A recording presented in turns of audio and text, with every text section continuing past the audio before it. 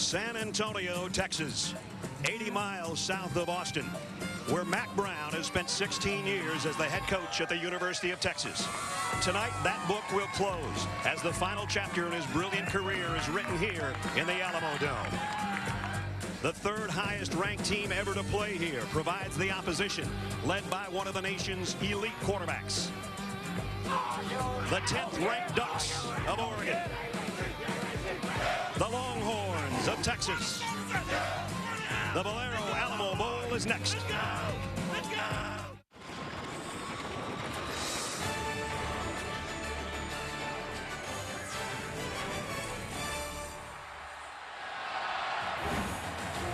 And we welcome you to the 2013 Valero Alamo Bowl in San Antonio. And our matchup, a battle between the Pac-12 and the Big 12. It's the Oregon Ducks and the Longhorns of Texas. Welcome to San Antonio, everybody, and happy holidays. Brad Nessler along with Todd Blackledge. Oregon comes in as the #3 team in the nation in scoring, Todd. They started off brilliantly, 8-0 on the season. They got as high as #2 in the BCS. Then they hit a little rocky road in November, and we find out now there might be a reason for that. Well, everybody knew that Marcus Mariota, their quarterback, got banged up down the stretch, but the severity was pretty much unknown. He had a partial tear in his left MCL in the UCLA game.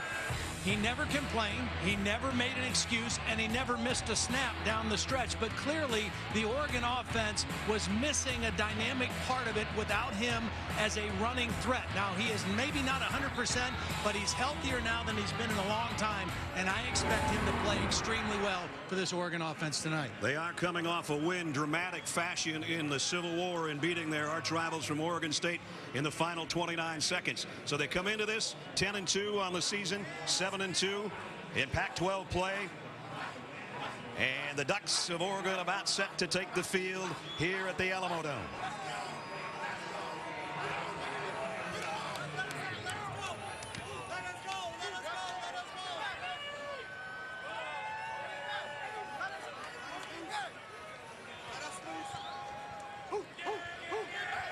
They will take flight right now.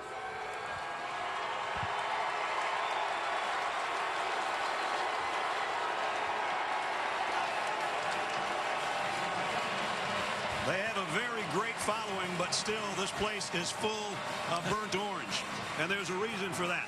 Because for Texas fans, they're going to remember the Alamo, whether it's win or lose tonight, because it's Mack Brown's final time on the sideline after 16 seasons and 158 wins. If he gets to 159, what do his Longhorns have to do tonight to pull an upset? You know, Oregon likes to use the slogan, win the day. For Texas, it's win the line of scrimmage. They must win the game up front. Defensively, their front, which is one of the strengths of their team, has to be disruptive in the run game and put a lot of pressure on the quarterback when they try to throw the football. And on offense, they must run the football. And if you want to benchmark, 200 yards is the number. Under Mack Brown, when the Longhorns run for 200 or more, they're 81-2. They started off the season 1-2.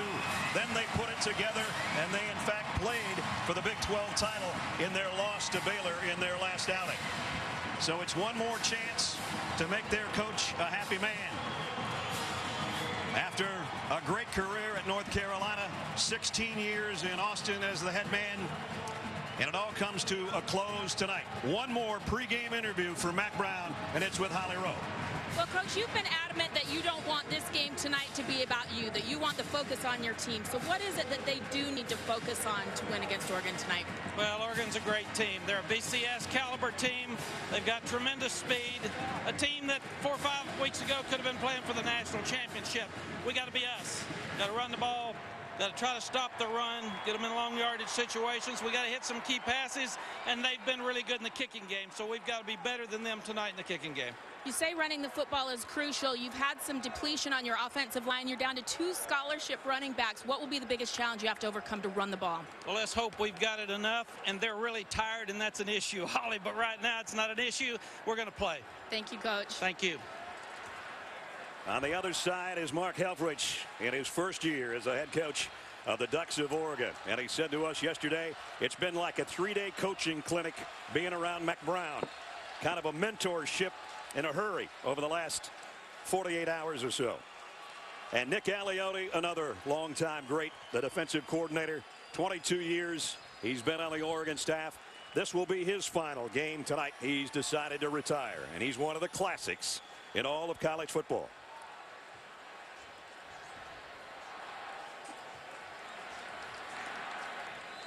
Max got the headset on one more time, looking for his 245th career win. And of course, the College Football Hall of Fame will come calling when he's done. The eyes of Texas indefinitely were upon him all those years. Second only to Darrell Royal in victories in Austin.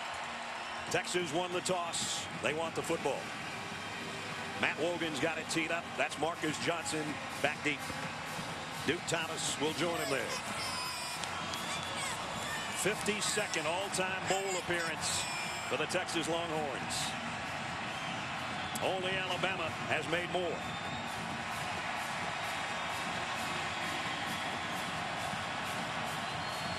Valero Alamo Bowl underway. The kick is deep and won't be returned. So that'll bring out Case McCoy and the offense for Texas. Of course, the younger brother of Colt McCoy, and that's maybe the last really good quarterback, if not great quarterback, that Texas has had, and that's been part of the problem, actually, in Austin. Well, Case McCoy started out as the backup to David Ash. David Ash was injured in the third ball game. Case took over, went 6-3 as a starter, and the key for him tonight, end every possession with a kick. Extra point, field goal, or punt. Don't take unnecessary risk with the football. So from the 25-yard line in a loaded backfield, it'll be the give to Malcolm Brown, and stuffed at the line of scrimmage.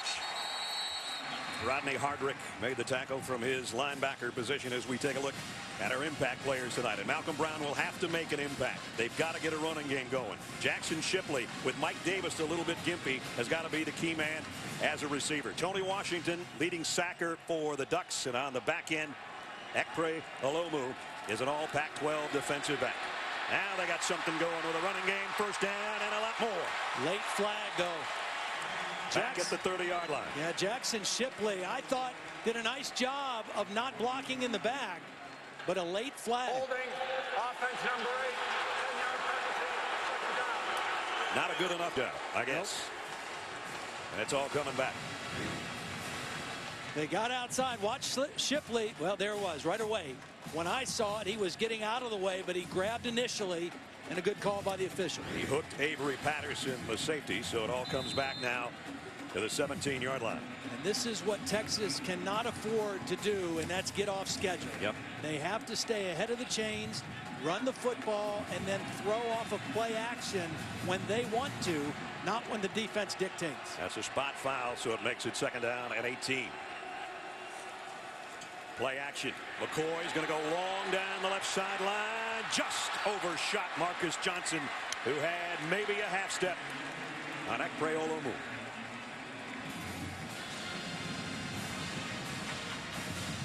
They took a shot at the home run, and it was close. Yep. Pretty good throw. Good position for the ball by McCoy. Outside. Either your guy gets it or nobody does. So now third down and a mile. Texas was 41% on their third down conversions this year, but you don't convert a lot of 3rd and 18s.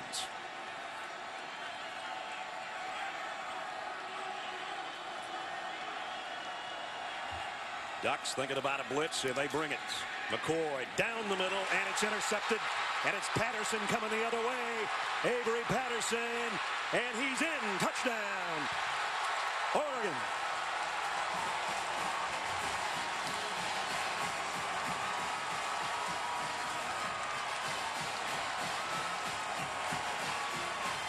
As Todd said, don't get behind schedule.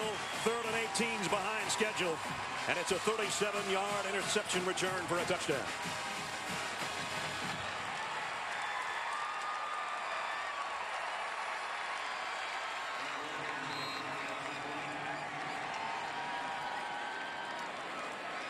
And now the Ducks show the formation shifted to the left.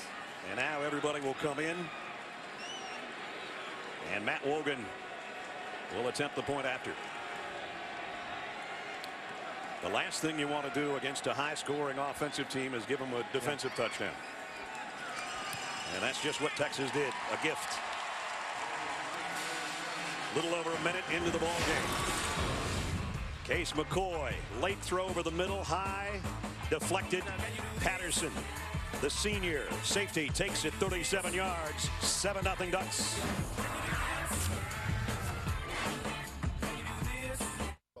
On behalf of Valero, welcome to the 21st Annual Valero Alamo Bowl. I'm here with University of Oregon head coach Mark Helfrich and University of Texas head coach Mack Brown, whose teams have earned the right to play in one of college football's premier bowl games. As title sponsor, Valero is proud to be a part of America's bowl tradition that supports hardworking student athletes and scholars. So, no matter who you're rooting for, Go Ducks. Hook 'em. we hope you enjoy tonight's game and we wish you a happy new year. 7-0 Oregon. The third pick six thrown by Texas quarterback this year, Todd. Well, Jackson Shipley is the go-to guy on third down, so they have Ekpre Olomu on him. Now Shipley is going to actually get separation and is open, but the ball is thrown high, and that enables Avery Patterson, the safety, over the top to get the deflection. It would have been a catch, potentially a first down. The errant throw results not only in the turnover, but the first score of the game for Oregon. The 12th interception thrown by McCoy this year, and the third pickoff of the year for Avery Patterson, who took it the distance. So Wogan kicks off again, and again this one won't be returned, and they'll bring it out to the 25-yard line. Texas started the season, as I mentioned earlier, 1-2, and that was not a good thing for Mack Brown and the Longhorns. Losses to BYU and Ole Miss. Then they got it together, put together a string of wins, including a win in the Red River rivalry over Oklahoma, and then got all the way to the Big 12 title game and would have won the Big 12 with a win, but they lost that regular season, that last game, to Baylor 30-10. And then a couple of weeks ago, Mack Brown resigned or announced his resignation, coaching his final game tonight. So Texas will start again. Remember, they had a good run on their second carry of the ball game before the holding call, and this is Malcolm Brown, who gets out for 5 or 6 on that carry as we check in with Holly. Well, after the interception, Case McCoy came to the sideline and he was just sick. He's told us his one job tonight was to take care of the football. So Mike Davis, his wide receiver, kept pounding him on the shoulder pads. You got this, man. You got this, man. They talked about what they can change on that route. He's trying to get back into the game. He says that being resilient is one of the qualities that has really helped them this season. We'll see if they're resilient after that mistake. There's his career numbers, including the 19th interception a couple of minutes ago. 2nd down and 4. McCoy in the gun. Malcolm Brown to his right, and whistles and flags stop this play. And it's going to be a false start on Texas. False start. Offense number 72. 5-yard penalty. 2nd down. Our officials are from the ACC. Our referee, Dennis Hennigan. So 2 penalties on running play so far, and that's not good. And that's the most experienced offensive lineman for Texas, Mason Walters, the right guard, making his 51st consecutive start tonight. And again, Texas cannot afford those kind of mistakes. They have to do all the little things right to have a chance against Oregon. They'll keep it on the ground, and this one only back to the line of scrimmage. Kaylee Keefe on the inside, defensive tackle in on the stop. That brings up 3rd down and long again. And again, that 5-yard penalty seems kind of innocent, but instead of having a 3rd and 3 or 4, they have 3rd and 9. So the first 2 third down plays of the game for Texas, both long yardage type situations. As you see, kind of middle of the pack on the 3rd down conversions this year. 3rd down and 9. McCoy in trouble, threw off his back foot, got it complete, but it's short of a first down. Got it to Kendall Sanders, and he's going to come up a couple yards shy. It'll be 4th, and Texas will have to kick. Got some pressure that time from DeForest Buckner, and throwing off his back foot, did complete it. But that'll bring out the punting unit. Anthony Farah, who does both the punting and place kicking chores for the Longhorns, set to kick. Braylon Addison waits on the other end, and he's got a couple return for touchdowns this year. Switched and put a couple of heavy guys back there to protect. Nice kick. Addison, fair catch. Over near the sideline and runs out of bounds around the 24. 11:38 remaining in the first quarter. Marcus Mariota and the offense for the Ducks on the field for the first time when we come back. The 2013 Valero Alamo Bowl is brought to you by Valero, keeping America moving. The Quicksilver Card from Capital One. Earn 1.5% cash back on every purchase. And the all-new 2014 Chevy Silverado.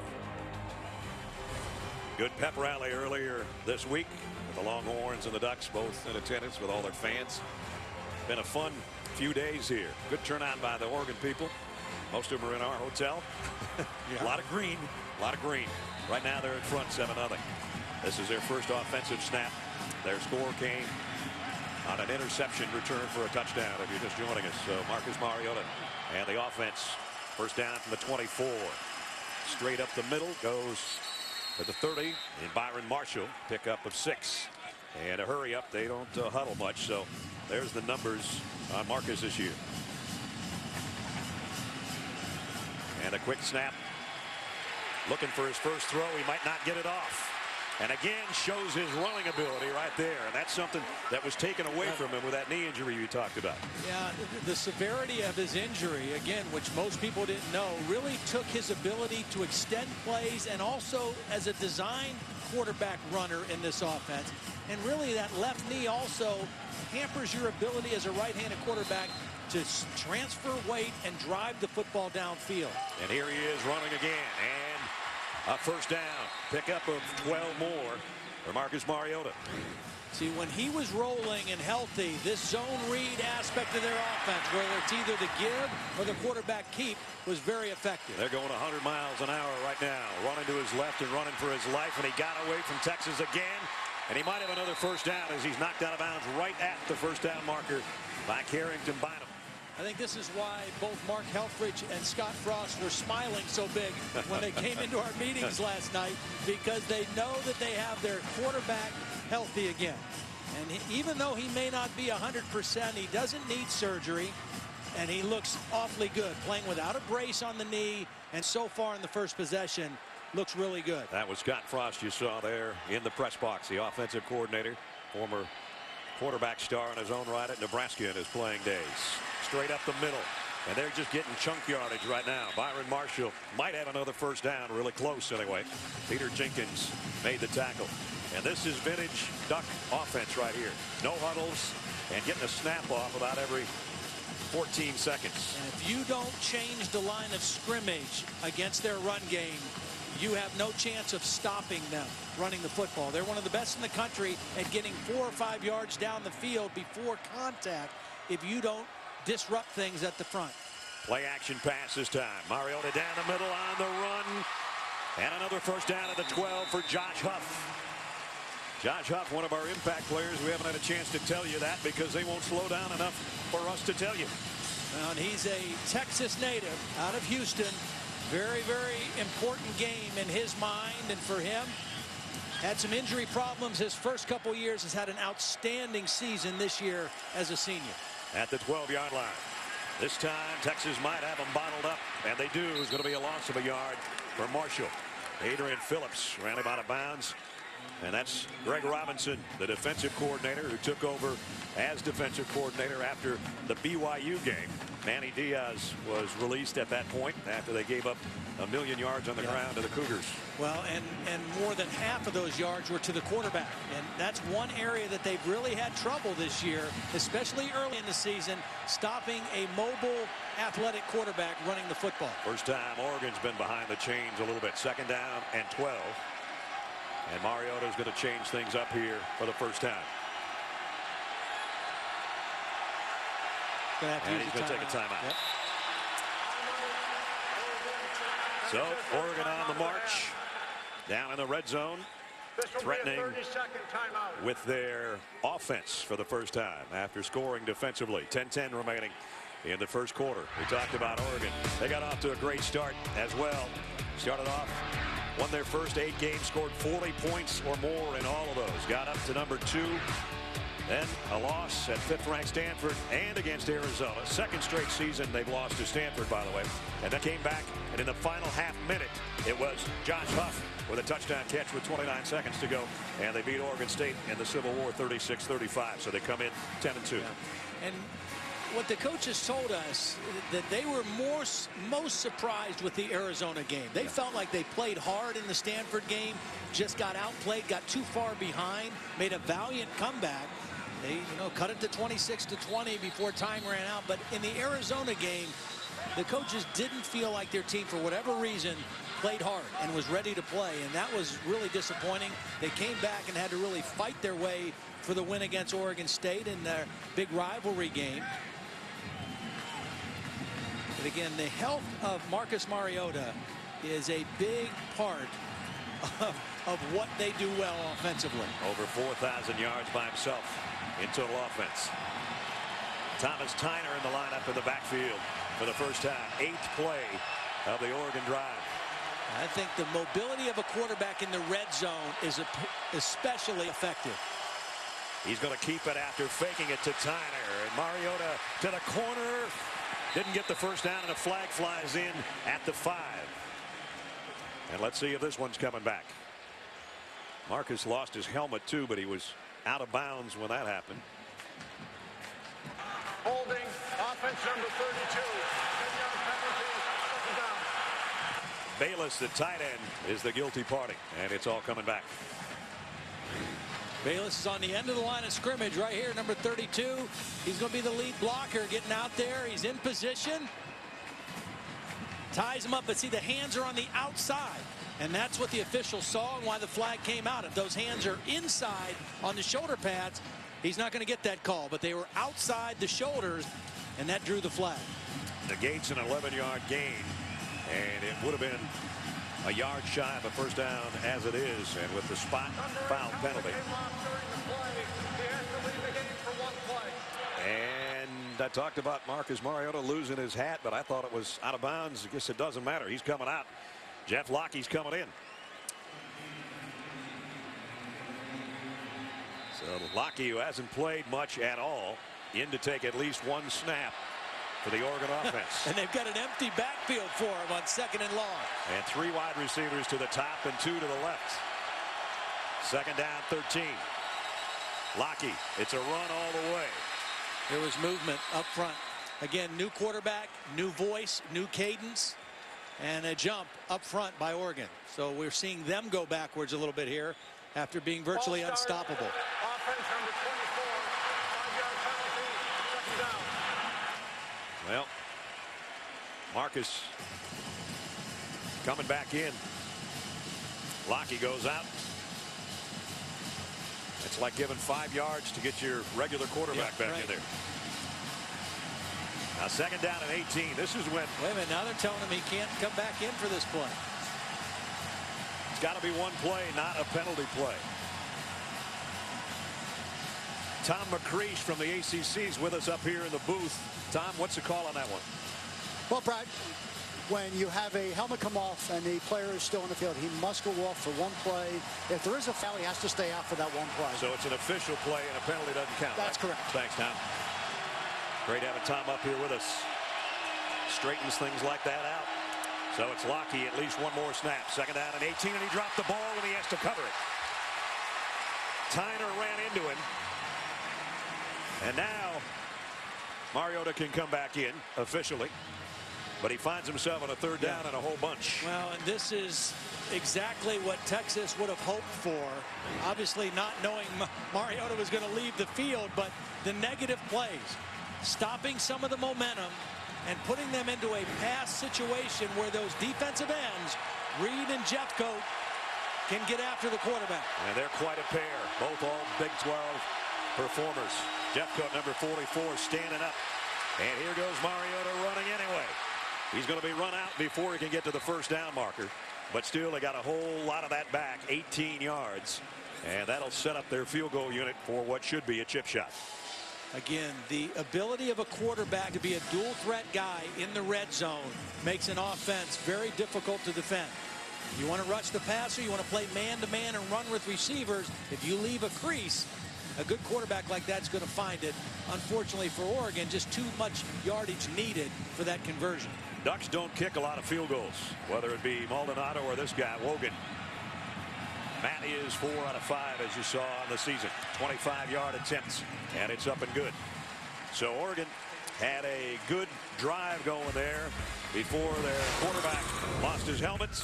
A couple of penalties backed him up. He did get a big chunk of it back, though, and set him up for the field goal. 10-0, Oregon in front.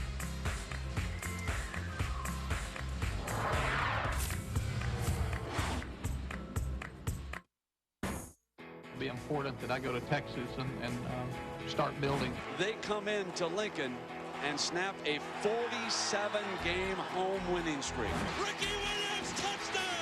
The record is his. Texas wins an amazing Rose Bowl. Texas has defeated Southern California to win the national championship. One last time, the Texas Longhorns break the hearts of the Aggies. It's time for me to move on and let someone else come in and restart the program. Some of the highlights and, of course, lowlights. The resignation a couple of weeks ago. And everybody here to send Mack off. They would hope with a win. But right now his team is down 10-0. The 10th winningest coach all time. This kick might be returnable. Duke Thomas. And he just got to the 20, and that's all. National championship at the end of the 2005 season. Bevo honoring Mack tonight instead of Bevo on his snout. He's got Mack in leather. 158 wins, second only to Darrell Royal, as I mentioned earlier. The BCS championship. They played in another one, and had Colt McCoy not gotten hurt, maybe would have won that one. Would have had a great chance to win. Alabama ultimately won that game. And really, since that point, in the last 4 years, they've been 30-20, and the biggest reason, lack of consistency from the quarterback position. Nice run by Malcolm Brown, weaving through traffic for 7 yards. I think this possession may be the most critical possession for Texas in this ball game, because they can't afford to fall too far behind Oregon, because Oregon doesn't take their foot off the gas pedal. They're going to continue to score and move the football. Texas needs to slow things down a little bit here and again establish the running game with their big offensive line. And this time on the sweep, Brown breaks free into the secondary. Another good run by Malcolm Brown, and no flags this time. So they had the same amount of yards penalty-wise as they did offense, but they get 12 more right here. Nice job, Malcolm Brown, following his tight end, Jeff Swain, number 82. And now Texas goes tempo without a huddle.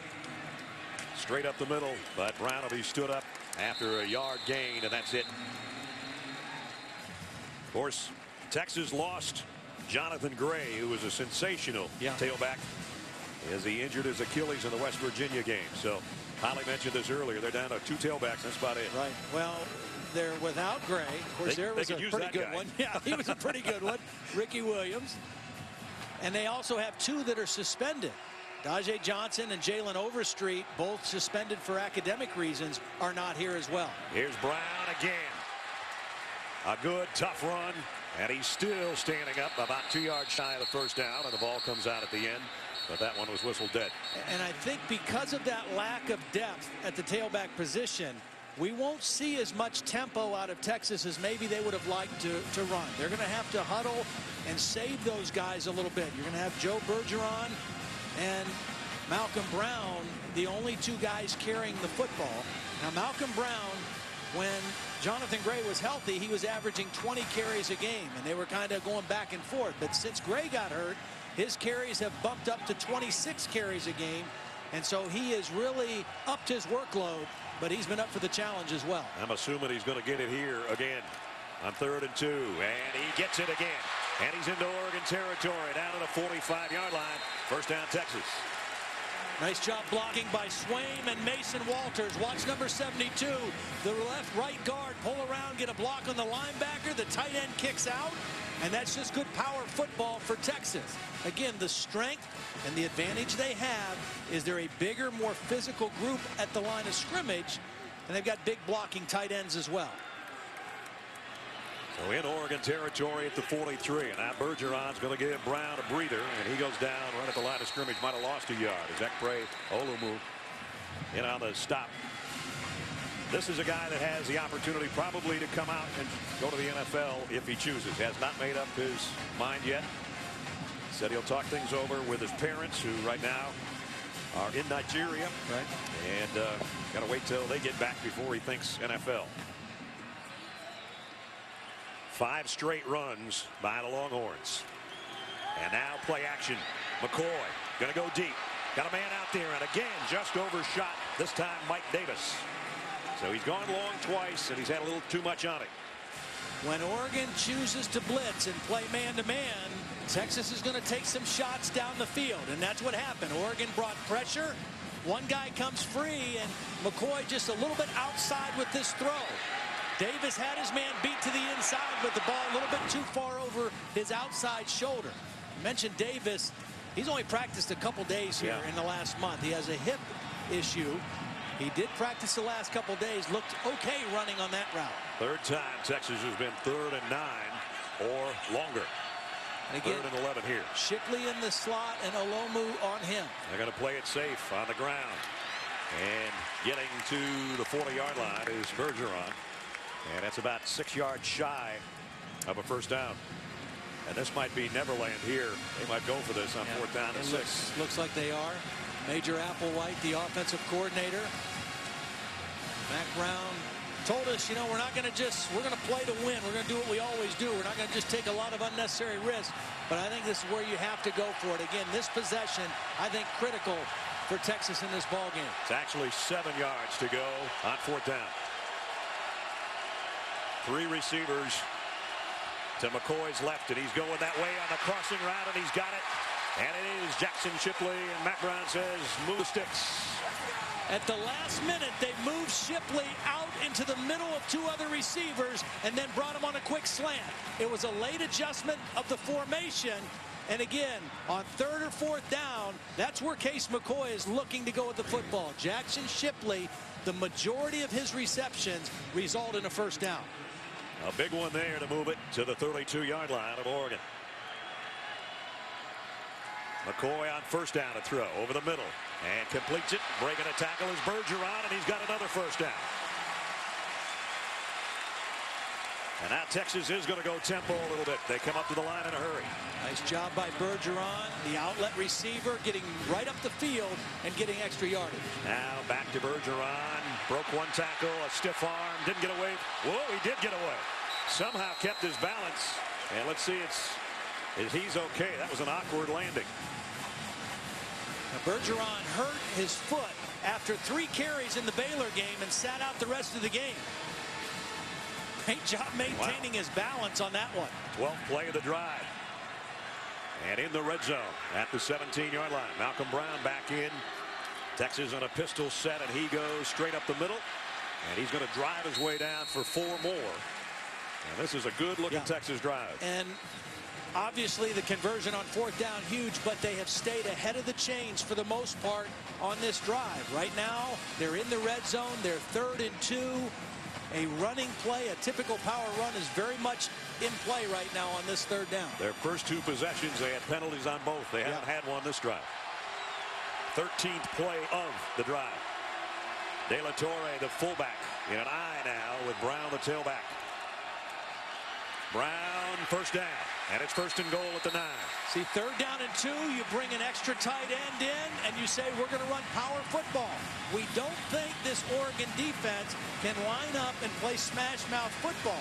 If they get us behind the chains and they can rush the passer and play to their strength, which is their secondary, they have the advantage. If we can stay ahead of the chains, you're saying this if you're Texas, then we have the advantage with our front and with our tight ends.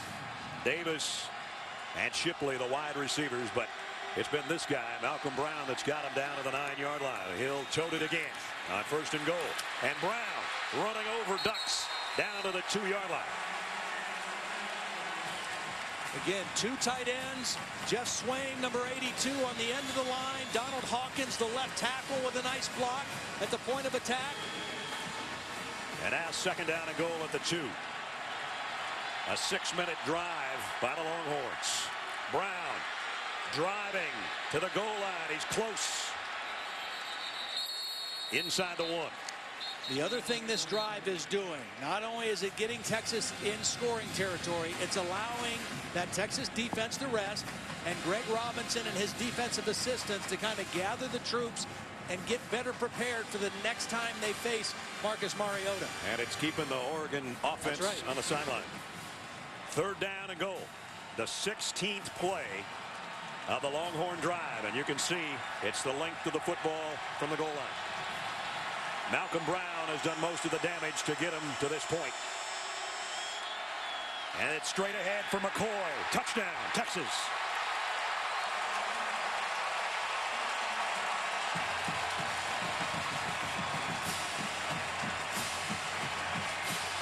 And you know he feels good about scoring after throwing an interception earlier. 1-yard touchdown by Case McCoy. Went right behind his center, Dominic Espinosa. I'm sure Oregon was expecting another run by Malcolm Brown. And Texas got the quarterback sneak in for the touchdown. Anthony Ferry in for the point after. Up and good. A 7-minute, 12-second drive by the Texas Longhorns. Just what the Longhorn doctor ordered. 1:24 remaining first quarter. Mack Brown's Longhorns back in it, 10-7. Wake up. The future is upon us. Who will define it? Who will defend it? Who will explore it? Who will celebrate it? Who will change the world and change themselves in the process? You will. This is the University of Oregon. Visit WatchESPN.com or download the Watch ESPN app to watch ESPN live anytime, anywhere. Brought to you by Vizio. So Ledge, Oregon got 10 points in about 3 minutes and 17 seconds. Yeah. Texas got 7 points in 7 minutes and 12 seconds. And the most critical possession for Texas in this ball game. Power running, time consuming. The first 2 Texas offensive drives, they had 7 plays, only 15 yards, had a turnover, a couple penalties. That time, no penalties, 16 plays, 79 yards, and paid off with the touchdown. So Nick Rose will kick off. That's DeAnthony Thomas. And don't give him a chance, because he'll take advantage of it. One of the most dangerous running back return men combos in college football. And he's got a chance from 2 yards deep. Great speed. But he slowed down and knocked down before it could get to the 25-yard line. Well, Capital One Bowl Week continues later on tonight. Taylor Kelly and the Sun Devils square off against the Red Raiders in the National University Holiday Bowl. All part of Capital One Bowl Week. Number 14 Arizona State against Texas Tech tonight, 10:15 on ESPN. Second meeting between those two teams. We just got done seeing Arizona State a few weeks ago in the Pac-12 title game. And it was a great start for Texas Tech, and then it fizzled a little bit. We'll see if they put it back together tonight when we're done here. We have 1:18 remaining in the first quarter. Good game. Oregon with an interception return for a touchdown and a 25-yard field goal. As I said, their time of possession virtually nothing compared to what Texas did on that last drive. And this is Mariota, who's going to go out of bounds after a pickup of about 3, and we check in with Holly.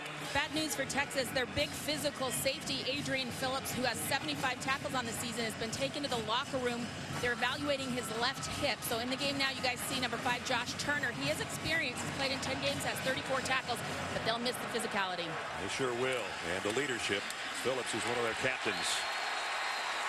Jenkins makes a nice stop on Marshall. You know, it's funny because Jenkins had Mariota behind the line of scrimmage on first down and couldn't finish the tackle. That time on second down, he wrapped up and got the ball carrier to the ground. So back-to-back plays. Nice job by Peter Jenkins. Tyner comes back into the Oregon backfield. 3rd down and 5. And you can hear the crowd in burnt orange coming to life here at the Alamo Dome. Texas moving Jeffcoat around in a stand-up position. Blitz coming. Easy throw and catch to Tyner, the freshman. And he's run out of bounds on the Texas sideline with a 1st down. So on 3rd and 5, he got 10. Little talking going on by both sides right now.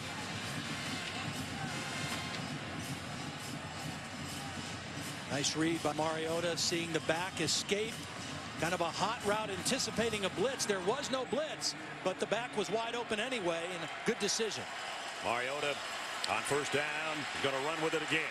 Boy, he's got great wheels. And I don't mean just for a quarterback, for anybody. And now limping off is going to be Duke Thomas, who was in on the tackle. And there goes another guy down in the Texas secondary. He's their corner when they go to their nickel defense. They're not even sure who to get on the field. Texas may have to call a timeout.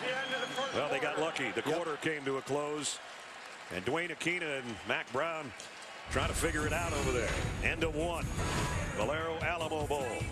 It was a 10-0 Oregon lead, but the Longhorns fight their way back. And it's 10-7 at the end of 1.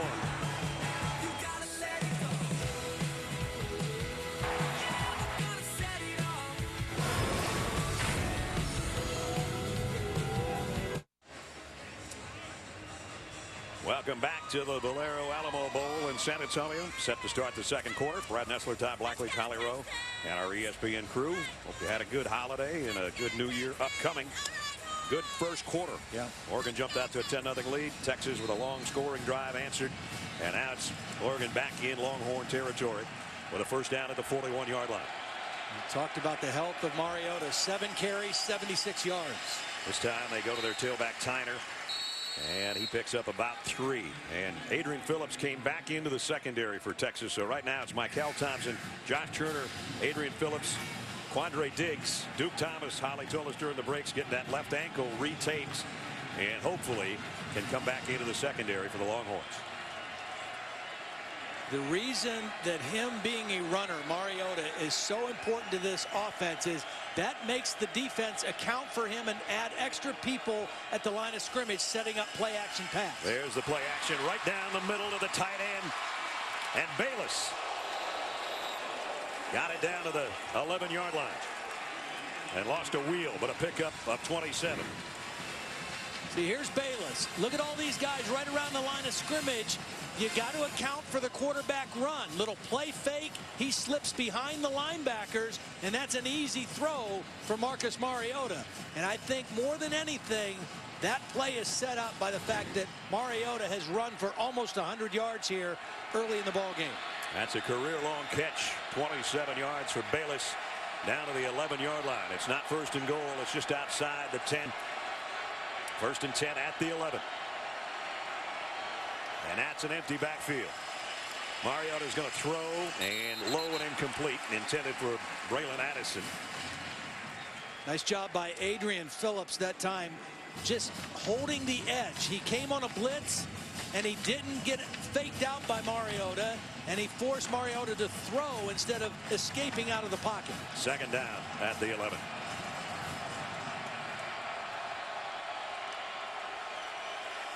Mariota again, play action. In trouble from behind. He doesn't know it, and the ball is out. And it's going to go out of bounds before anybody can get it.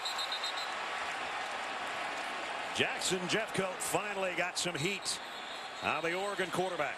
And we got a duck down as well, and that's Tyler Johnstone, the left tackle. The ruling on the field is that the ball was not recovered in bounds. It is Oregon's ball. What Texas is doing with Jackson Jeffcoat is similar to what they did in the Texas Tech game. Instead of lining them up on the end of the line every play, they're moving them around in different spots. This time he works on the guard instead of the tackle and easily beats Stevens to get to the quarterback. He was the defensive player of the year in the Big 12, 12 sacks coming into the game. Won the Ted Hendricks Award as best defensive end in the country, and that's the second fumble he's caused this year. And it could have been a beautiful gift, but they just couldn't find the handle before the ball got out of bounds. Tell you who made a nice play there. Jake Fisher, the right tackle, number 75.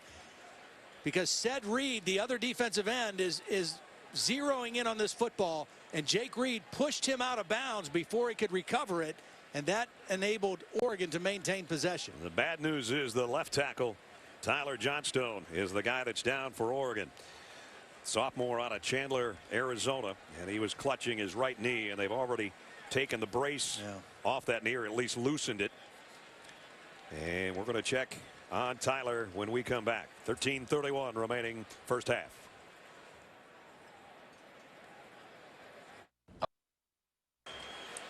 So again, Tyler Johnstone helped off the field by his teammates. They're working on his right knee, and with that, Everett Benyard III is going to come in to play tackle. There's the big guy, number 71, 6'7", 308-pound senior out of San Diego. That's a big loss for Oregon, because Scott Frost told us Tyler Johnstone had been their most consistent offensive lineman all season. Playing that left tackle, has blocked against some of the best pass rushers in the Pac-12. And he was matched up with Jeffcoat. The ball was fumbled from the 17-yard line forward. It went out of bounds forward to the spot of the fumble. By rule, the ball is returned to the spot of the fumble, the 17-yard line. So that's going to back it up about 3 more yards, and it's going to bring up third down and about 16, I think, upcoming. And this would be a huge play for the Texas defense if they could force just a field goal here. Trailing by 3 with 13:31 remaining in the half.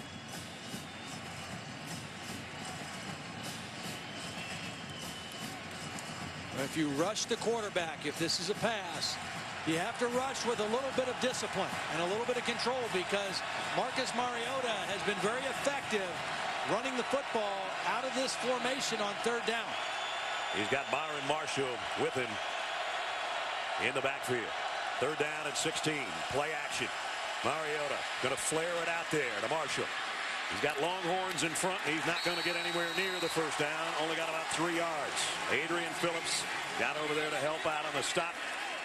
And a good job by Greg Robinson's defense to hold serve there and force a field goal. Timely negative plays by the Texas defense. You know, they haven't had 3 and outs, but they've had some timely negative plays, particularly in the red zone. Matt Wogan hit earlier from 25 yards. He's 5 out of 6 on the season.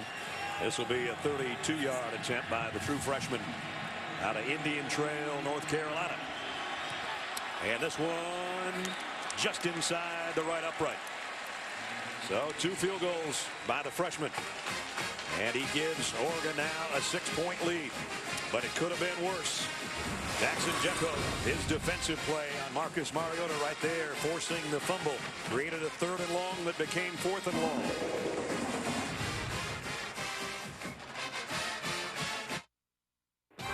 The 2013 Valero Alamo Bowl is brought to you by Taco Bell.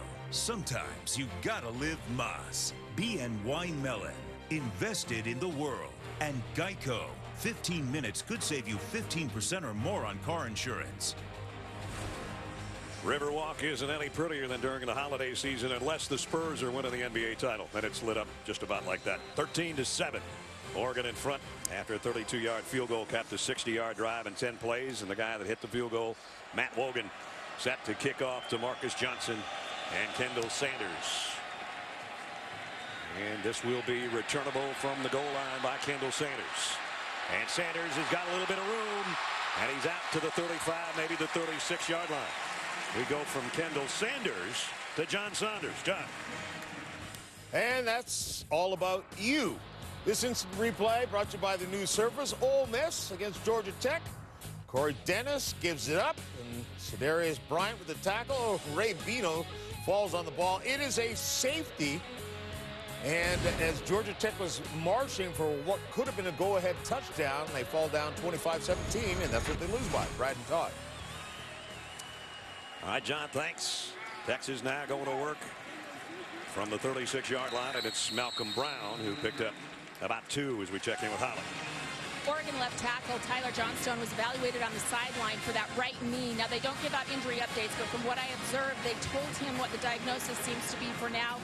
He put his hands over his face. His shoulders started shaking. He looks to be very upset. The players came over and consoled him, including Josh Huff and Marcus Mariota. He's getting fitted for crutches, guys. Does not appear that he can return. Boy, that's terrible.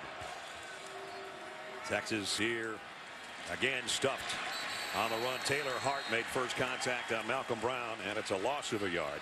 That's going to bring up a 3rd down and long, something Texas didn't get into on their scoring drive. Back-to-back nice plays by the front of the Oregon defense. They got pushed around a little bit the last couple possessions. That time, they withstood the challenge on the first 2 downs for 1-yard gain. And now they put Texas in a situation they want, playing to the strength, which is their rush and the back end of their defense. 4 wide receivers for Case McCoy.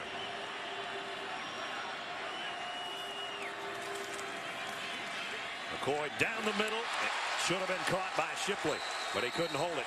Brian Jackson put a hit on him, and the ball came out. Talked about this secondary of Oregon. They have played a lot of ball together. A couple of these guys have been playing since their freshman year. They have great communication. They work well together. Brian Jackson, a safety out of Hoover, Alabama, with a perfectly timed hit as the ball got to Shipley. So that'll force a punt by Anthony Farah.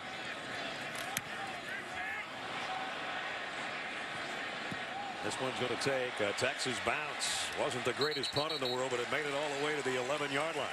So it ends up being a good one. 10:58 remaining first half. Oregon leads by 6. Back at the Valero Alamo Bowl in San Antonio. 13-7. Oregon out in front. Brad Nessler, Ty Blackley, Holly Rowe along with you.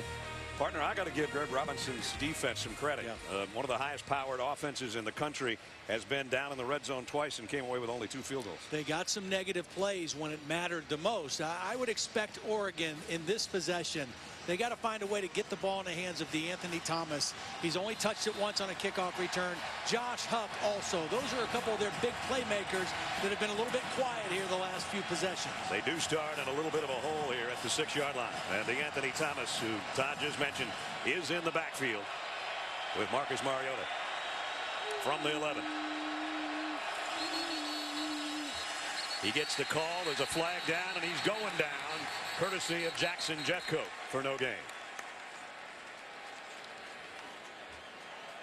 Again, Dennis Hennigan, our referee. Ball start, 71 offense, penalty, first down. That's Everett Bernard III, the guy that's in for Tyler Johnstone, and he gets the false start penalty.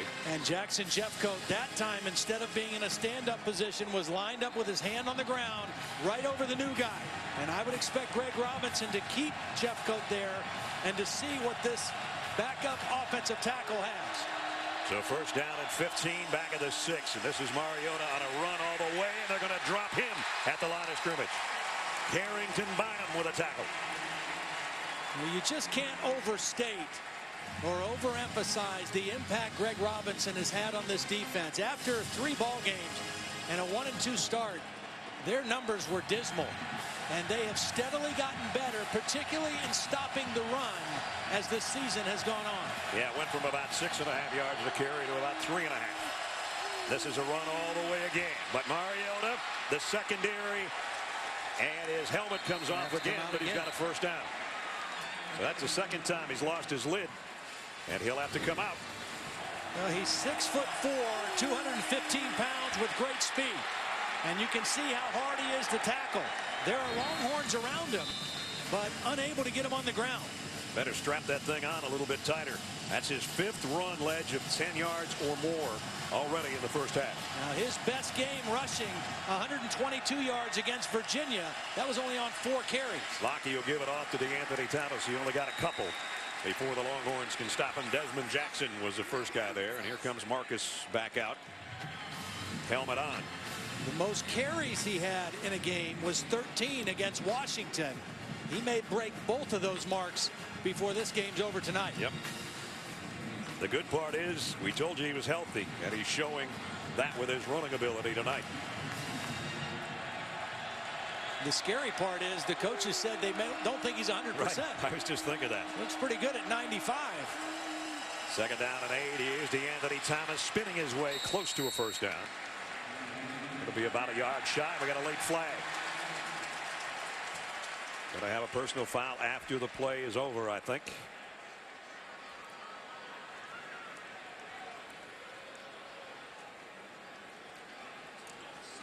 Just straightening it out and make sure who the guilty party is. Cameron Hunt is a freshman. After the play was over, personal foul, unnecessary roughness, offense number 77. 15-yard penalty, third down. Mark Helfrich coaching him up on the sideline. But here you're going to look after the play was over. And you just can't do that. Especially with a guy in striped shirts right next to you. Now they have two backups in on that offensive line. Nana Gregg has come in now, a senior. And it's third down and 17. And Jeffcoat again in the stand-up position. Here's Jeffcoat, the defensive end, their best pass rusher, trying to give him a different look. Mariota's going to float it out too far in front of Josh Huff. And Texas defense holds and is going to force a punt. The negative plays, whether it be by a defensive play or a penalty against Oregon, has been the saving grace for this Texas defense. They have capitalized on the negative plays and forced another punt.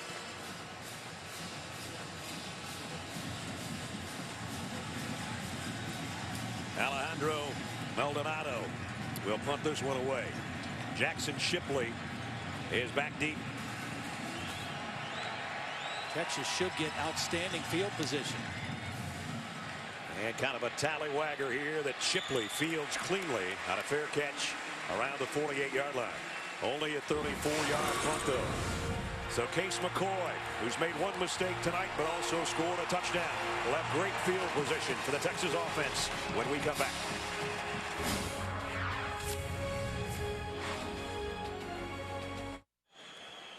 (13-7). Oregon out in front. Most of the 70 yards rushing tonight is courtesy of that guy for the Longhorns, Todd. Well, he's a 225-pound back, and they're just using their strength. Combination of runs. This is a power run. Kick out by the tight end. They pull the guard around. Big opening outside for Malcolm Brown. They've run inside zone, and they've also run outside zone. This is a two tight end formation. It's just the outside zone stretch play.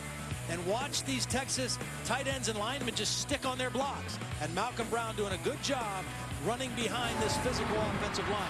He's getting a breather right now. Joe Bergeron is in there. Makes you wonder if they're going to take a shot with Case McCoy after the good field position on the short punt at the 48-yard line. The throw is tipped but caught by the tight end, Jeff Swaim, I should say. Pick up of a couple. I hear what you're saying about taking the shot, but again, you got to stay ahead of the chains. And so if you throw on first down, you better make sure you complete it. Now, they only gained 2 yards, but that's better than 2nd and 10. They just shaded on the 50 on the Oregon side with a 2nd down and 8. The guy Texas needs to get involved if he's healthy enough is Mike Davis. He's out there. He's a big play receiver, number 1. They got to get his hands on the football.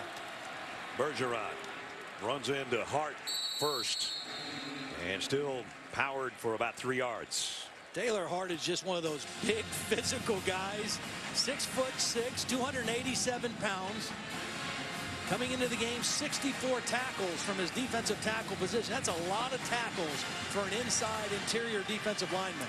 Second team all Pac-12 performer.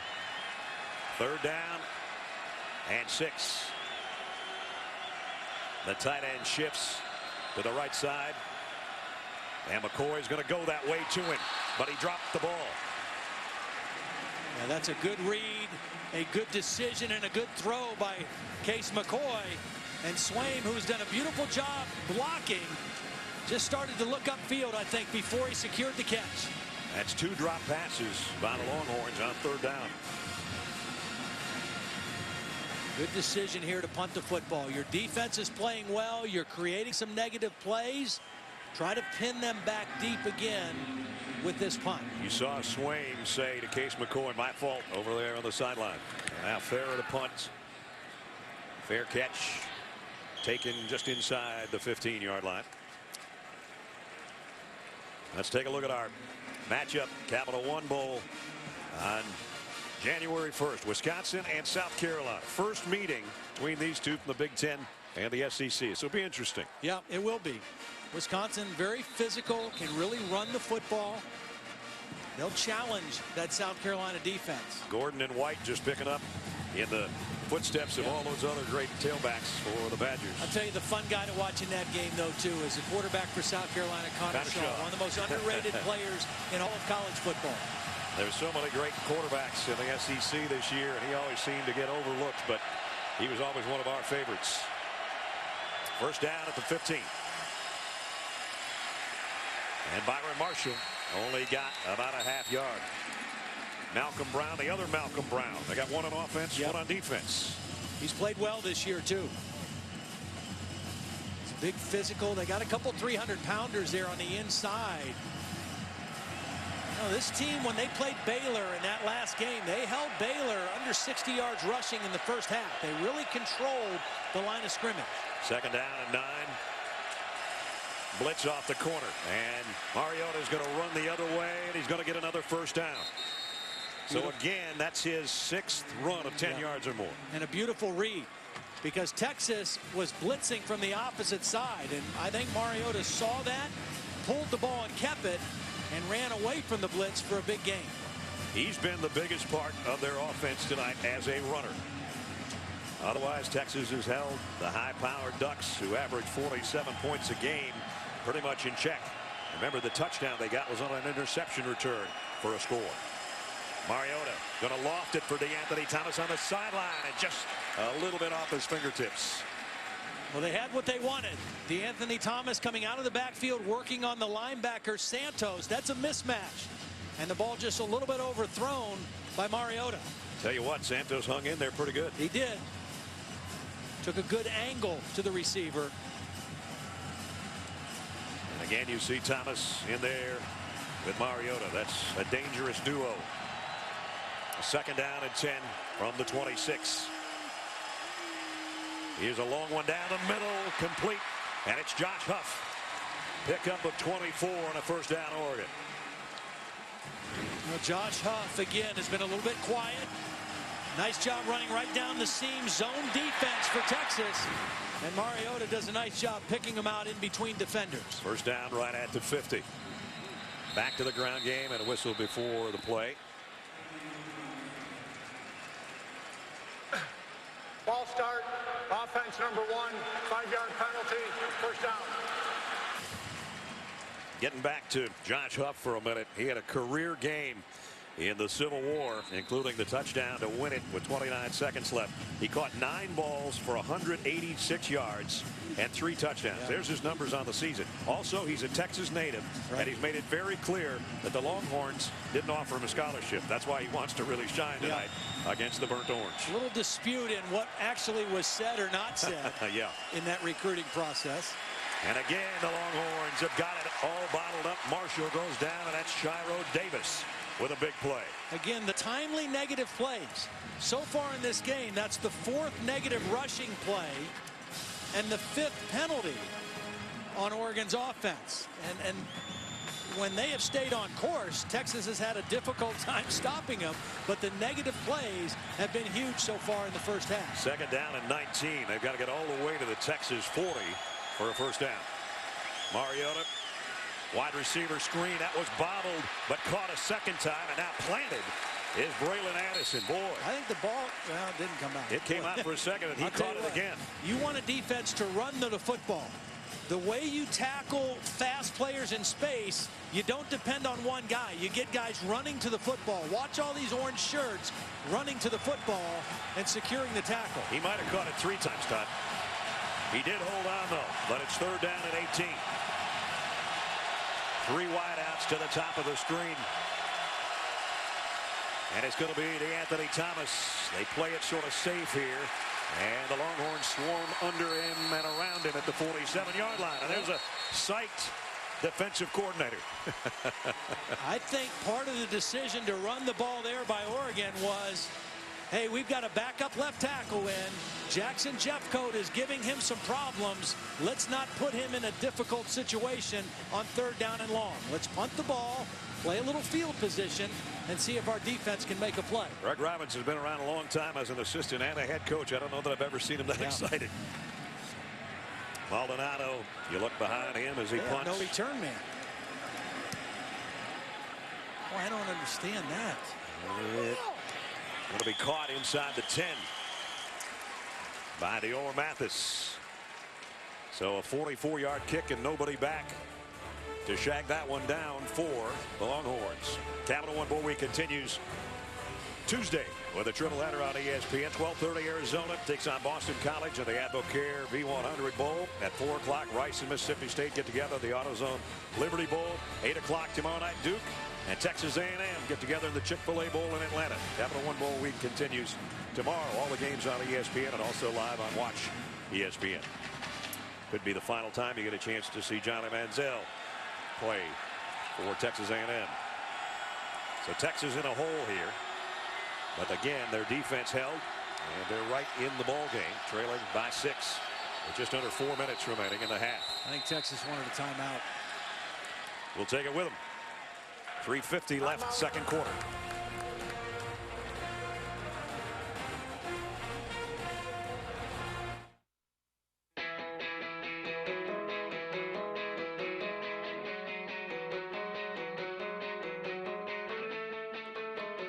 For over 100 years, our alumni have been earning awards like the Nobel Prize, the Pulitzer,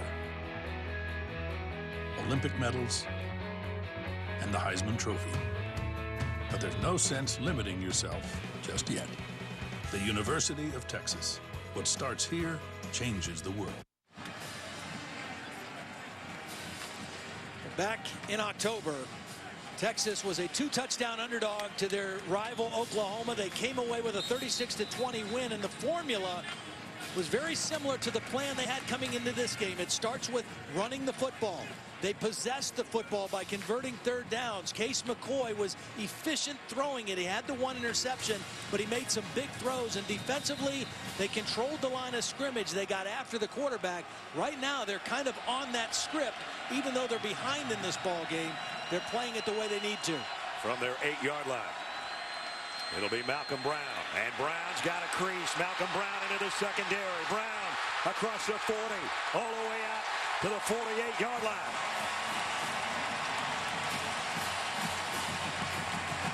Boy, beautiful job by the right side. The right tackle, Trey Hopkins, the right guard, Mason Walters, both get around and seal their blocks. One missed tackle, Jeff Swain, who's having a beautiful first half blocking from his tight end position. Big, strong run on first down. Malcolm Brown, a career-long 40-yard gallop, and he's over 100 yards here in the first half. First down at the 48. Again, Swain, the tight end, switches to the right side. McCoy pump fakes one way, comes back, and his tight end dropped another. Well, he's having a great blocking game. Yeah. I can't say much for his pass catching so far. And in both cases, he took his eye off the football. He's looking to go upfield before securing the catch. Watch his head turn before he secures the catch. He starts to turn to find the defender. First things first, catch the football. Case McCoy has 6 incompletions, but 3 of those have been dropped. So his receivers aren't exactly doing him any favors. And this one is whipped out, complete to Kendall Sanders. Only got about 3 out of the deal, but they are in Oregon territory. And it brings up a more manageable third down situation. Mike Davis, their leading receiver, with a hip injury. Kendall Sanders has a stress fracture that he's battling through. Neither one of those guys have practiced very much during this bowl preparation. Both healthy enough to go tonight, and they are definitely big play guys when they get their hands on the football. You saw Raheem Castle, the middle linebacker, come out shaking up for Oregon. 3rd down and 7. McCoy rolling to throw, in trouble, fires late and incomplete. He intended for Bergeron on the sideline. That's going to bring up 4th down. Seeing a little field position game. You know, Oregon's not used to playing this kind of a game. But the last month of the season, their offensive numbers went down for various reasons. We talked about the health of Marcus Mariota. Now, he looks great tonight. They're down an offensive lineman as we take a look at their left tackle, Tyler Johnstone, heading to the locker room. They did switch the field, though, with that long run by Brown. And so Farah now can kick it to the far side and force a fair catch back around the 11 by Braylon Addison. With 2:08 remaining in the first half, let's head to the studio and check in with John Saunders. John? Brad, thanks a lot. Don't forget, coming up at halftime, I'll be joined by Mark May and Lou Holtz. Plenty of highlights, including Ole Miss. Interesting game against Georgia Tech. Navy was able to run the ball against Middle Tennessee State. That one is coming up. Plus, we'll look ahead to Arizona State against Texas Tech. That's coming up tonight when we're done with your game. That's coming up at halftime. Right now, Brad, back to you. All right, John, we'll see you in about 2 minutes and 8 seconds. You know, last year we had this Oregon team in the Fiesta Bowl against Kansas State, and Kansas State was kind of playing right with them in the first half, and in the last 2 minutes they gave up a long touchdown drive that Marcus Mariota kind of came alive on, and it really put the game a little bit out of reach. Texas, as well as they played, needs to get a stop on this possession. Mariota's been the big play guy, and here he goes again. Mariota down the sideline. Knocked out of bounds in front of the Texas bench, but he's got another huge gain out to the 45-yard line. They have had trouble stopping running quarterbacks all season, and I think this one might be the best, at least the fastest that they've faced all year. 132 yards in the first half on 12 carries. 10 yards plus a pop for number 8. Here he is, play action down the middle, wide open to Anthony Thomas.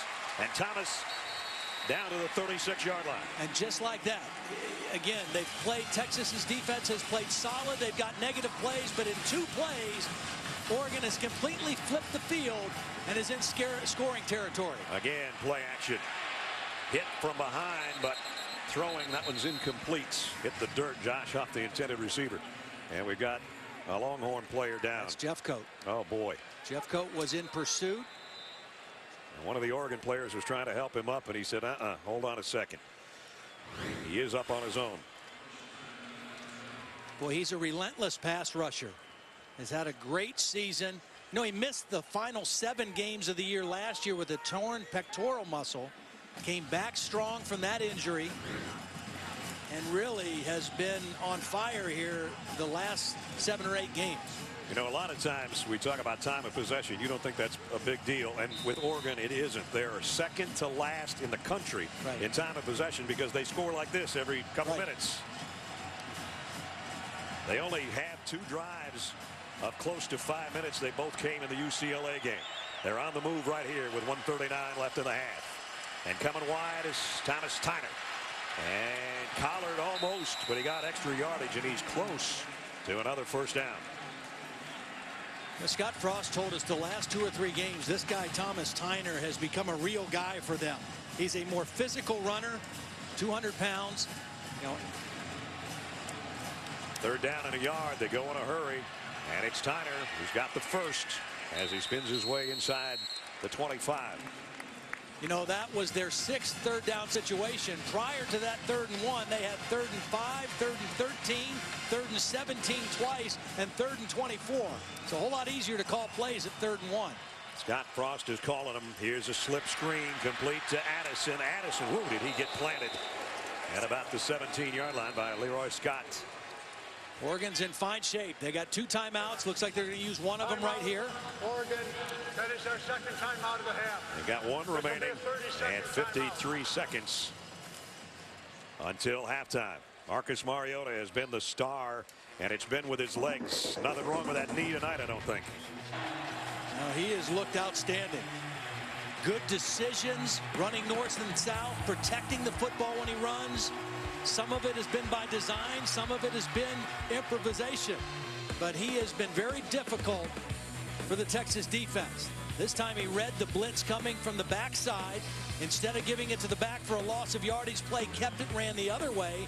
for a 10-yard gain, and he has been the most effective weapon running the football for Oregon, no doubt. Let's check in with Holly. So Marcus Mariota has had to wear a big, thick, black structural brace on that left knee with that partial MCL tear. But tonight, he's just wearing a small sleeve. It's under the tights of his uniform. It's not very big and bulky, so he's got some more freedom of movement, as we're seeing from his running. But guys, it's no small miracle. Torn MCL, even a slight one, is very difficult to return from, and he's doing a great job tonight. Yeah, he's a whole different cat, or in this case, duck, when he's healthy. I'll tell you the other thing is, when he was hurt and playing, he never missed a snap and never made an excuse.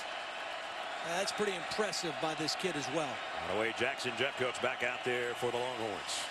Mariota shovel pass inside. First down, Moore. Heading to the end zone. Touchdown, Josh Huff.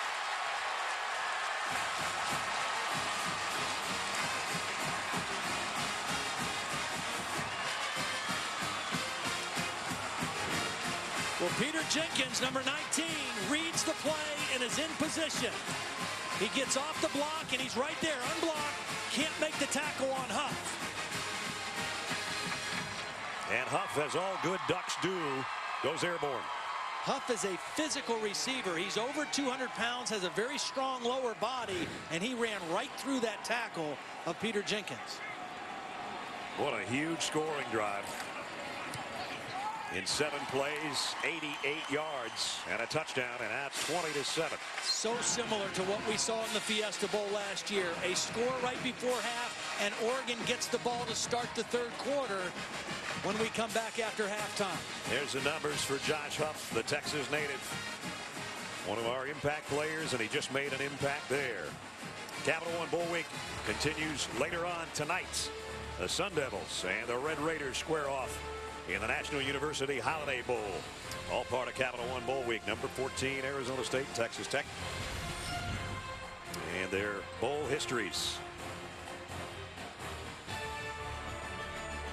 4th time in the Holiday Bowl for Arizona State. 2nd time for Texas Tech. And always a great scene in San Diego. Done a lot of those, a lot of fun, and usually really high-powered, high-scoring games. This one, the score just changed completely on an 88-yard drive in 1 minute and 24 seconds. And now Texas doesn't have a lot of time to work unless they get a good kick return. And they're not going to get a kick return. Over the shoulder catch by Marcus Johnson. He'll take a knee, so they'll come out to the 25.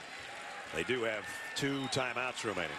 And now they trail by 13. Another look at the touchdown.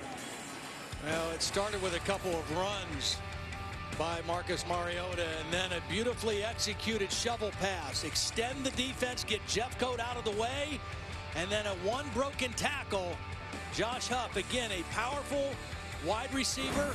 Scott Frost told us he plays with a little chip on his shoulder. That chip may be a little bigger tonight, being a Texas native. That's our Buick drive recap, and it was a heck of a drive in a hurry. And now Malcolm Brown, who's been most of the offense for Texas tonight, takes it off the right side. And that's going to bring it down to 35 seconds. And the rushing tonight. And now the throwing of Marcus Mariota. 130 yards and a touchdown on that last shovel pass that covered 16 yards. You know, it's interesting. This guy, through the first 8 games, was as good as anybody in college football. A front runner for the Heisman Trophy. He gets hurt. They lose a couple games in November. And not only does he kind of fall out of the top leaders for the Heisman, he's not even in the top 10. And his coaches, I think, took that personally. And, you know, Marcus is such a humble guy, maybe one of the most humble guys I've ever met.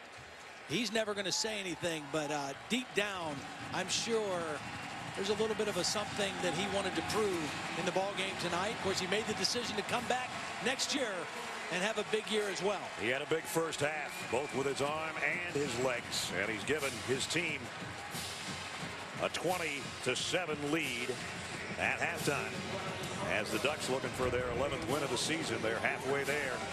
And the Longhorns defense played exceptionally well until that last drive that covered a long part of the field in 1 minute 24 seconds. Let's check in with Holly. Well, Coach, you said you wanted to run the football, and you have. What's enabled you to be so effective doing that in the first half? Well, Holly, we're good at running the ball, and that's something we've got to continue to do. Very disappointing with a 13-7 deficit there. We had the ball at the 50 twice. We had 3 and outs. We dropped some passes. We've got to play better. Our guys are playing hard. Oregon's really good. They're as good as publicized coming in. Quarterback's as good as anybody in the country. If he's healthy, he'd be in that Heisman mix. But we've got to play better on offense and make more plays. Perfect. Thank you, Coach. Thank you. As Mac has done for 29 years, telling it like it is at halftime. And his team trails by a score of 20-7 as we send it back to John, Lou, and Mayday back in the studio. A battle between the Pac-12 and the Big 12.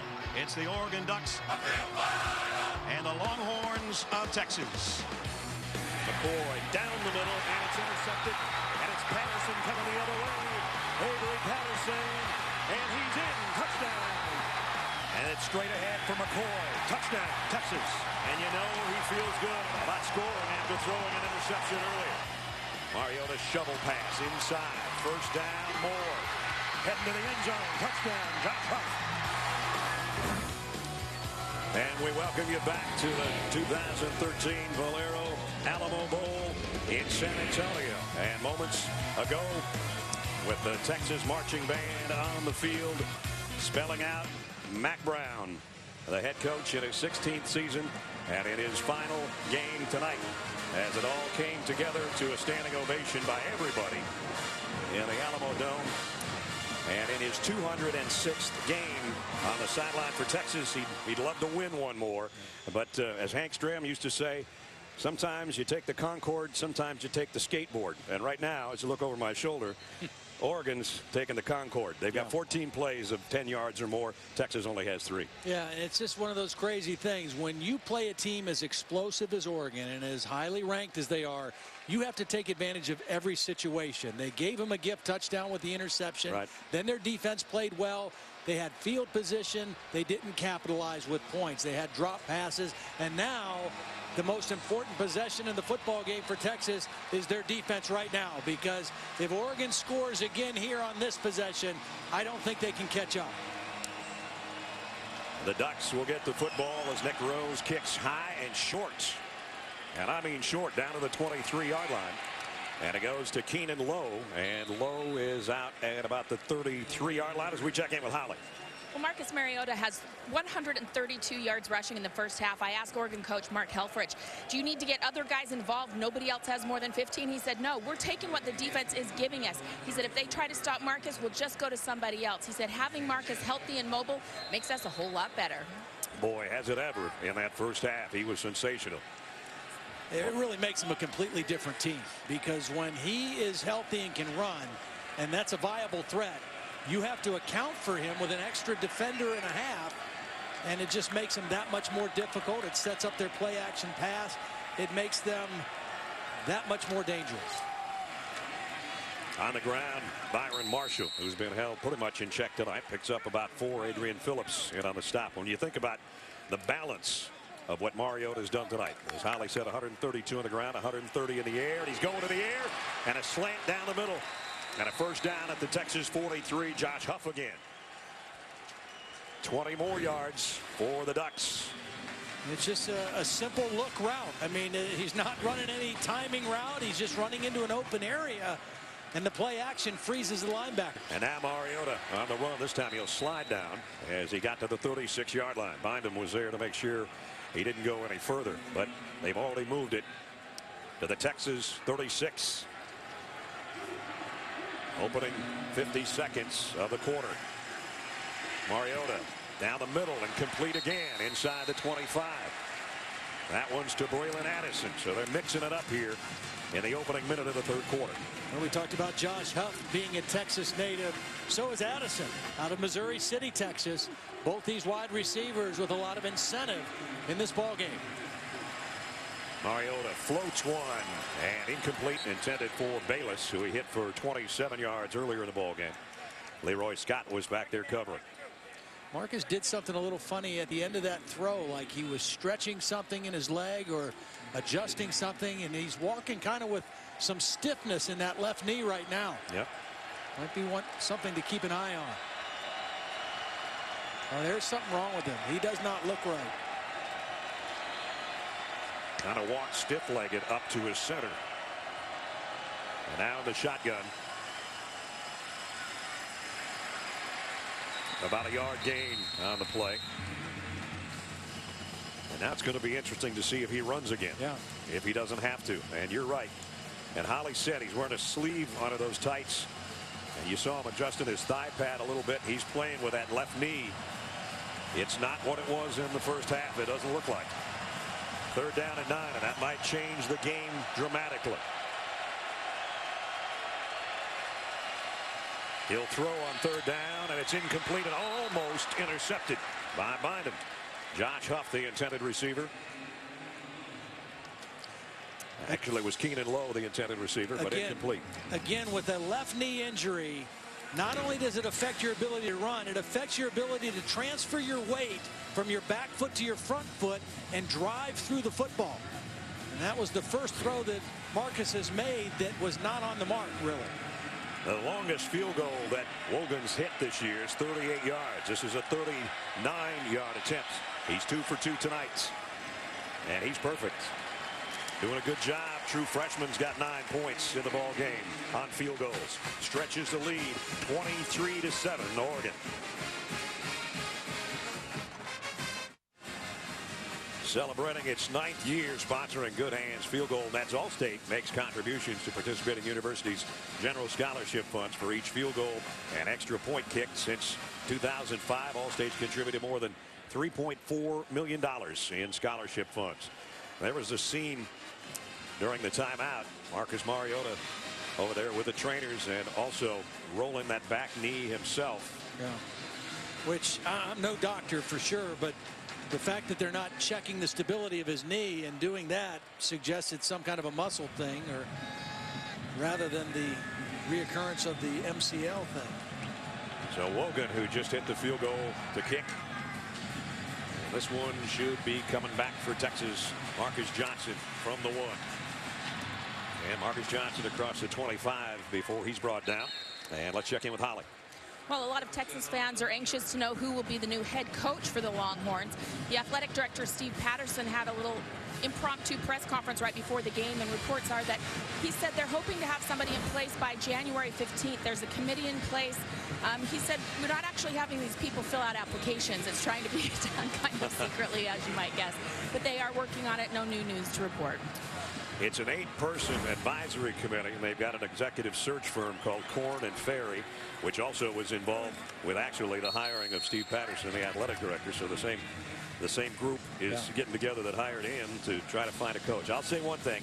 I hope 16 years from now they still have 158 wins for Texas, and they'll be sorry that Mac's on his way out. If they do better than that, all the power to them. 2nd down and 8. The tight end in motion. They've thrown to him when he's gone in motion, but he's dropped a couple. And this time he's going to be a blocker. They got it to Mike Davis, but only about a yard gain. Nice job by the Oregon defense. That's the first catch for number 1, and it only got him 1. Now, partly because it was not an accurate throw.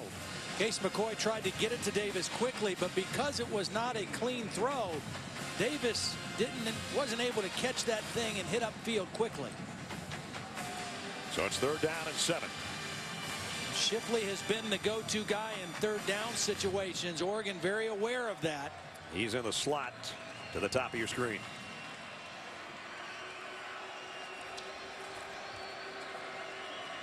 Davis in motion. McCoy going to go down. He throws it at the last second, and it's almost intercepted. Well, that's a good job by the Oregon defense, but that's poor protection. That was a 3-man rush against 5 offensive linemen for Texas, and they can't protect the quarterback. McCoy tried to step up in the pocket, and a nice second effort by Tony Washington, their leading sacker, stayed with the play even though the quarterback stepped up inside of him and got the sack, or they forced incompletion. The 4th 3 and out, and another punt, and wow, this is a beauty by Ferry. Way up in the rafters of the Alamo Dome. And Addison with a fair catch. 51-yard kick. 11:31 remaining. Marcus Mariota, will see how that knee is, and the offense of the Ducks when we come back. 2013 Valero Alamo Bowl is brought to you by the Quicksilver Card from Capital One. Earn 1.5% cash back on every purchase. Dr. Pepper, always one of a kind. and your next truck. Ford F-150. Back in San Antonio, great host city for the Valero Alamo Bowl. And the third highest ranked team ever to play in this event is the 10th ranked Ducks of Oregon. And they've got the lead 23-7. And they start again at their own 19-yard line.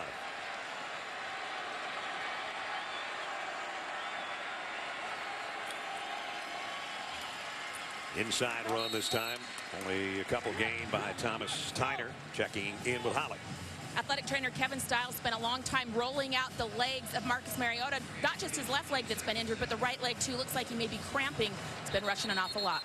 There's a long halftime. That might have something to do with it, but flags are down here. Penalty. And we're going to have a false start. False start. Offense number 11. 5-yard penalty. Second down. Braylon Addison a little too anxious. And Oregon, all their penalties have been on the offense, 6 of them. But they've got 16 plays of 10 yards or more tonight. So they can get it in big chunks. Second down and 12. And this time Mariota got away again. Throws on the run, and he throws a strike to Addison. And it's a first down. You know, and that right there shows you the difference in Marcus Mariota and some of the other quarterbacks that have been in this Oregon offense. We've seen the running ability, the escapability, but watch this throw, stepping up on a line to the sideline. He's the best thrower that they've had in this offense to go along with his running ability. Throwing on the previous play was a completed catch. The play is under further review.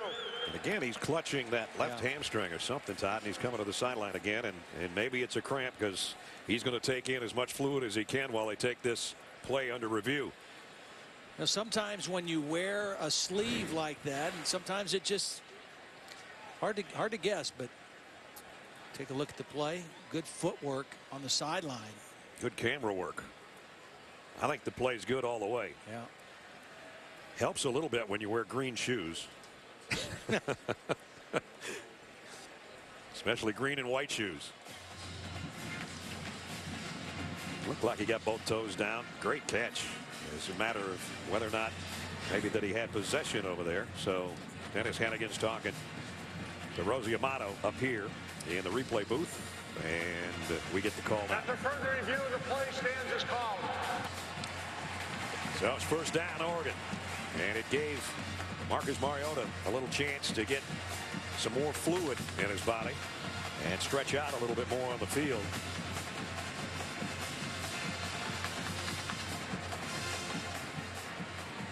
Again, Lockheed's had to take a couple of snaps tonight when Marcus has had his helmet come off. He's got the chin strap re-snapped, and it's first down, Oregon at the 33.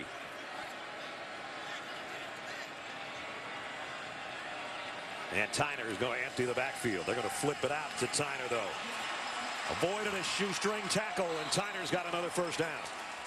Almost a nice defensive play out there on the corner, but he got through that. Yeah, Adrian Phillips, the safety, read this quickly. He stumbled a little bit going for the tackle. Usually a very sure tackler, but that little stumble made it difficult for him to make the tackle, and Tyner with a big gain. This time, only a couple for Byron Marshall. But again, Oregon not slowing down at all, not huddling, getting back to the line of scrimmage. It'll be second down and about 8. Well, the tempo has caught Texas a couple times. On the last completion to Huff, it was definitely the result of tempo. Here's just a little underhand pitch to Marshall, and he's going to go down for a loss. Malcolm Brown, the defensive tackle, hung in there, dropped him for a loss of 5. And I think Scott Frost and Mark Helfrich right now are kind of staying away from run situations for Marcus Mariota. They're trying to find other ways to run the football and not put it on their quarterback. But now another 3rd and long. We'll see what he does on this play. 3rd down and 13. 3 receivers to his left. Nobody to the right for Mariota. And now it's an empty backfield. So here comes the quick pass again. Caught, delivered kind of high. And Texas is going to run the receiver out of bounds after a short gain. So Byron Marshall comes up short, and the punting unit comes out. So no further damage done by the Ducks offense. And Alejandro Maldonado will kick away. Jackson Shipley back deep. Remember, Deshae Johnson, academically ineligible. He would have been the punt returner tonight. He's a more dangerous guy than Shipley. Shipley very sure-handed, however. And he comes up on a fair catch and takes it around the 23-yard line. So Texas back on offense, trailing 23-7 when we come back. Two of the nation's most physical teams collide in a granddaddy of them all. Big Ten champion Spartans eye on their first Rose Bowl since '88. Stanford Cardinal seeking their second consecutive Rose Bowl title. The 100th Rose Bowl game. Number 5 Stanford, number 4 Michigan State. New Year's Day. Coverage starts at 4:30 Eastern on ESPN. Tyrone Swoops is in at quarterback for the Texas Longhorns. Well, Texas has been held without a first down on 5 of 8 possessions, trying to find some new spark for this offense. With that, they'll keep it on the ground to Malcolm Brown, who's been their only offense, and he got a couple more before he ran into Taylor Hart again. Swoops is expected to compete for the quarterback job next spring, along with David Ash, who was the starter this year, had the concussion problems, and a very promising freshman coming in. Gerard Hurd led his high school team to back-to-back state championships. Swoops is a true freshman out of White-Wright, Texas. And in the shotgun on 2nd down and 8. Quarterback draw all the way. And he drew a bunch of Duck defenders after a pickup of a couple more. It'll be 3rd down and at least 6 here for the youngster. In relief of Case McCoy. When we talked to Nick Aliotti last night, he wasn't sure. He thought his defense would play well. He was concerned about tackling because of the layoff in a bowl game. But I think he's got to be very pleased with his unit. And Nick, again, it's his last game, announcing his retirement. Had some interesting comments about what he would do in retirement. We'll talk about that as we go through the second half. Texas 3 out of 10 on their 3rd down conversions. And on 3rd and 6, Swoops scans the field and now dancing around, and all he can do is find a place to land. Lost a yard, and it's 4th down. Well, as is the case with a lot of young quarterbacks, there's David Ash looking on. When you're a young quarterback and you start to think about moving in the pocket, a lot of times your eyes come off the coverage and you start looking at the guys in front of you. And that time Swoops really nowhere to go with the football. So that experiment didn't work. That'll bring out Farah to kick. His last punt was a beauty, 51 yards.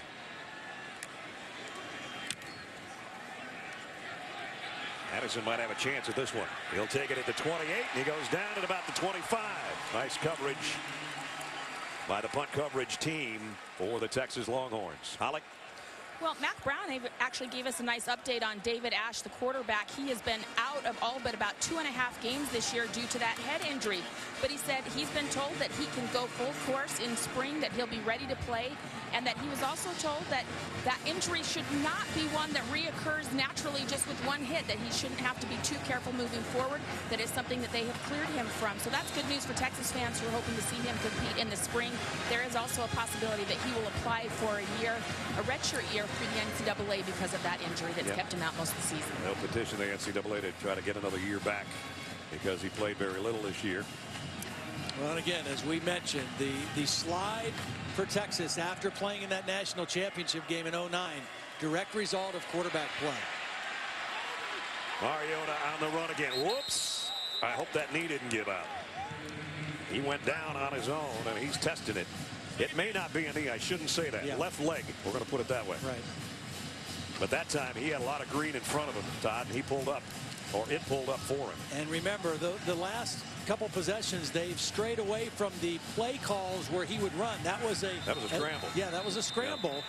Yeah. And you can tell it's affecting it. Illegal substitution, 12 players in formation, offense, 5-yard penalty, 2nd down. Anthony Thomas, one too many guys out there. I think he was the one that was one too many.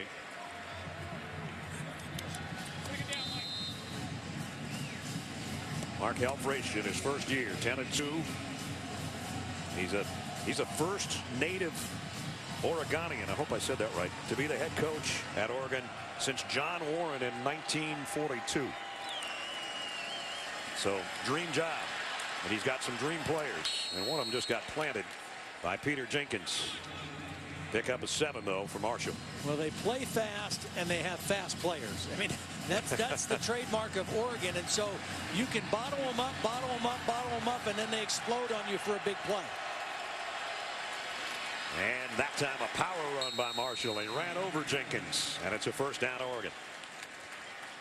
You know, the difference in these two offenses very dramatic. For Oregon, 18 plays of 10 yards or more.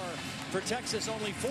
And it's hard to win football games against good teams if you don't have explosive plays. And Oregon, that's just part and parcel of how they play offense. First down. Mariota on the sideline throws a strike close to a first down to Braylon Addison again. It'll be about a yard shy. Maybe not even a yard. One of the things with this Texas team, they have had a series of injuries. We talked about David Ash. We talked about Jonathan Gray. They've lost their 2 best linebackers earlier in the season, Jordan Hicks and Steve Edmonds. Lost Chris Whaley, the defensive tackle, who had a huge game against Oklahoma. They have really suffered some injuries this year, and some of the effects of that really showing here right now. Mariota on a seam route, complete. And that's Johnny Munt, the freshman tight end, who they think might end up being a star someday. Pick up a 20.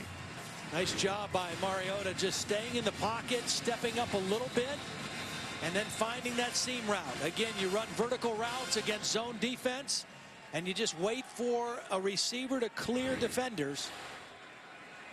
Munt had a big game, had to start a game earlier this year against Tennessee. Colt Laierla was their starting tight end. He was out of action that game.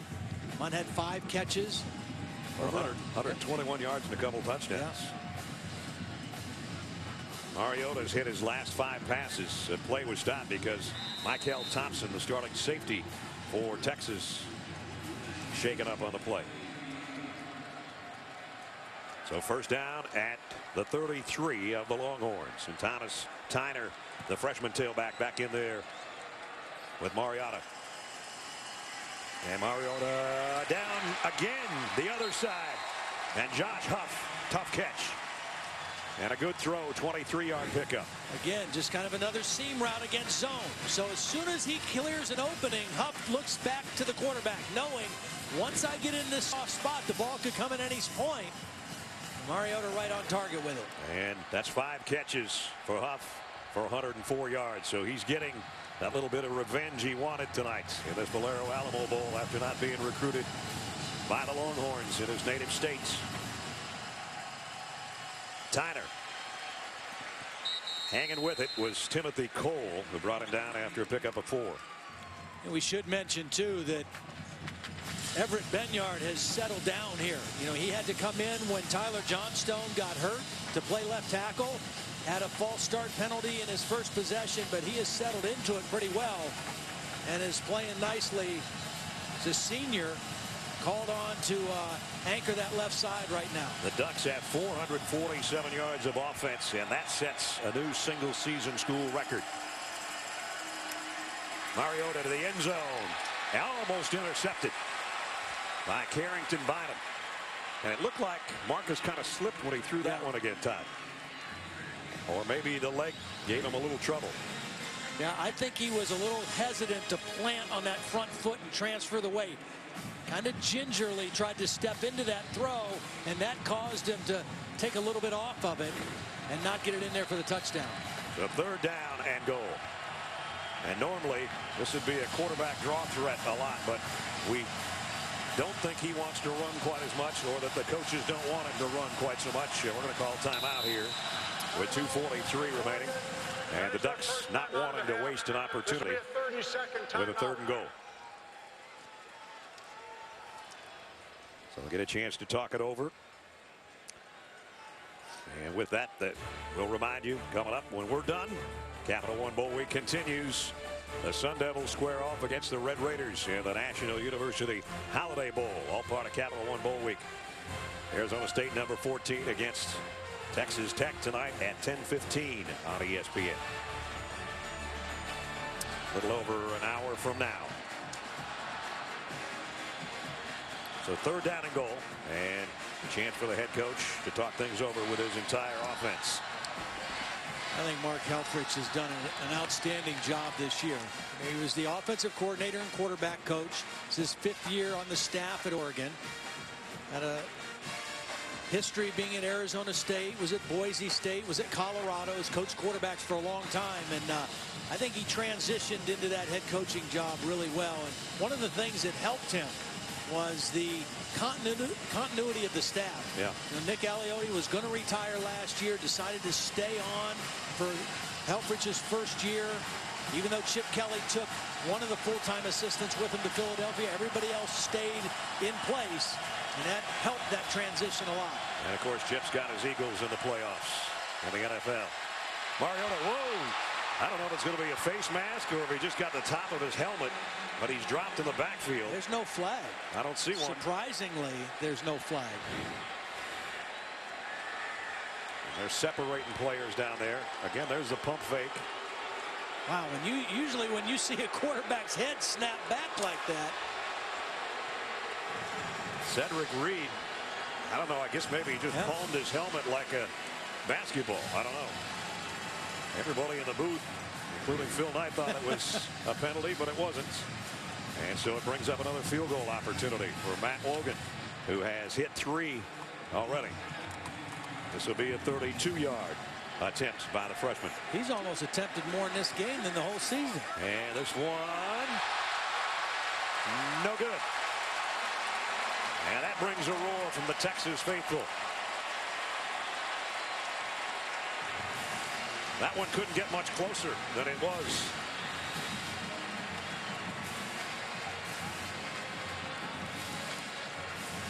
Oh, it hit the upright. I didn't even see it. I thought it went wide right.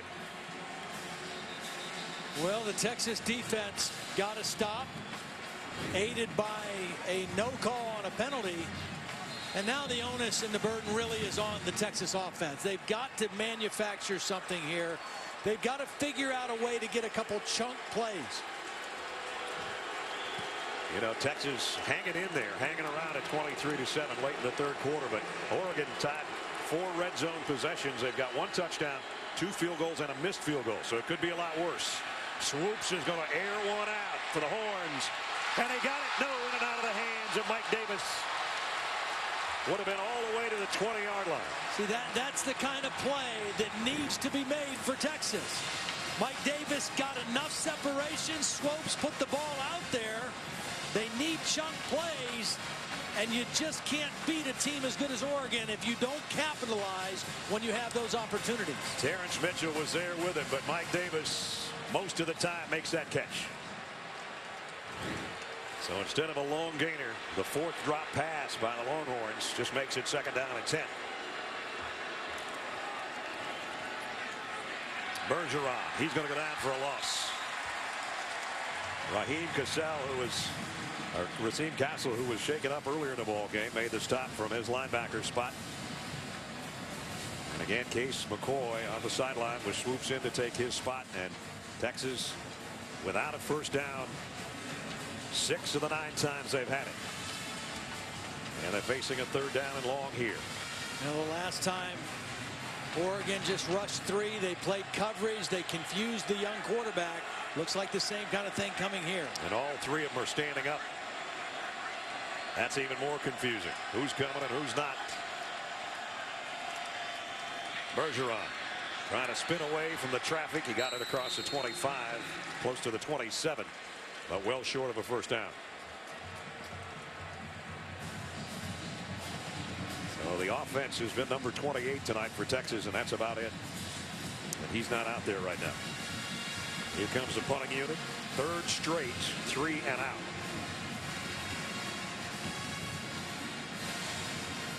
Barrett a kick, and Braylon Addison is back deep.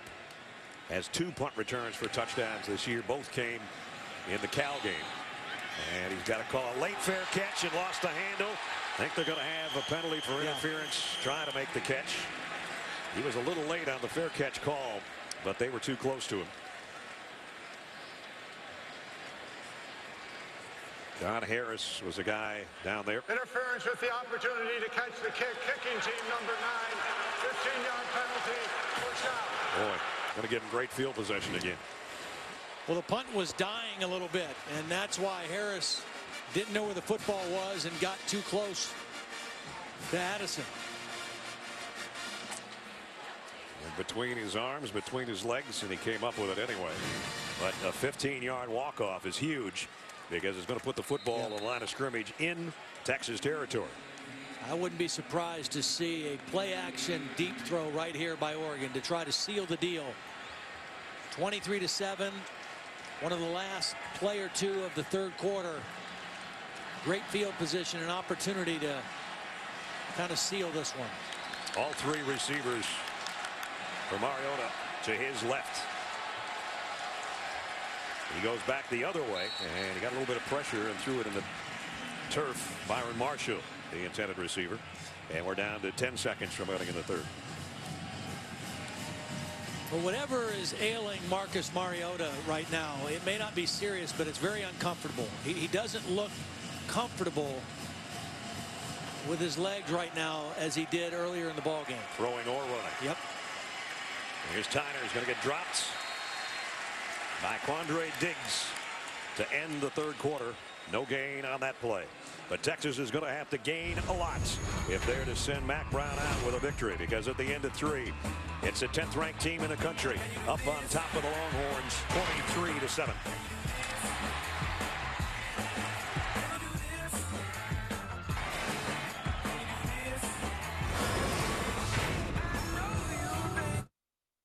Visit WatchESPN.com or download the Watch ESPN app to watch ESPN live anytime, anywhere. Brought to you by Vizio. We start the fourth quarter of the Valero Alamo Bowl with Oregon in front. And they've got a third down coming up. Third down and 10. Sixth time, actually, they've been third down and 10 or longer, and they haven't converted any of them so far. To open the fourth, they still don't. Anthony Thomas has to go to the ground to get that pass from Mariota. But only a 5-yard pickup. Well, again, Mariota battling some cramps, I think, in both of his legs. Holly told us during the break. And he's just very ginger in how he's stepping into throws. I mean, if he throws that accurately, that's an easy conversion on third down. He might still be running had he thrown it in front of him. Well, he's real fast. He'd be done running by now.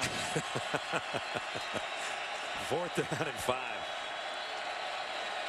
They were about 50% on their fourth down conversions this year. Mariota and whistle blew before the play.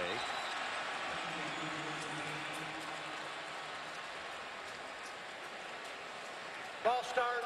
Offense number 11. 5-yard penalty. Second down. Braylon Addison with a false start, the wide receiver. Yeah, they're going to punt now. They've had a few of those tonight. You know, again, the layoff a little bit, maybe a factor. All their penalties have been on their offense. 8 of them. He's had a big night, though. Addison and Huff. From Maldonado to punt. Jackson Shipley now runs up, expecting, I guess, a fake. He's just going to let it go again. This is the second time tonight they don't really have anybody back there. And they're going to down it at about the 2-yard line. Wow, you can't do it any better than that. Well, Texas went for a block, so they brought extra rushers in. That's why they vacated the back end, but you got to get to the football if you're going to do that. And they didn't, and they'll pay the price. They're going to be in a deep hole offensively when we return.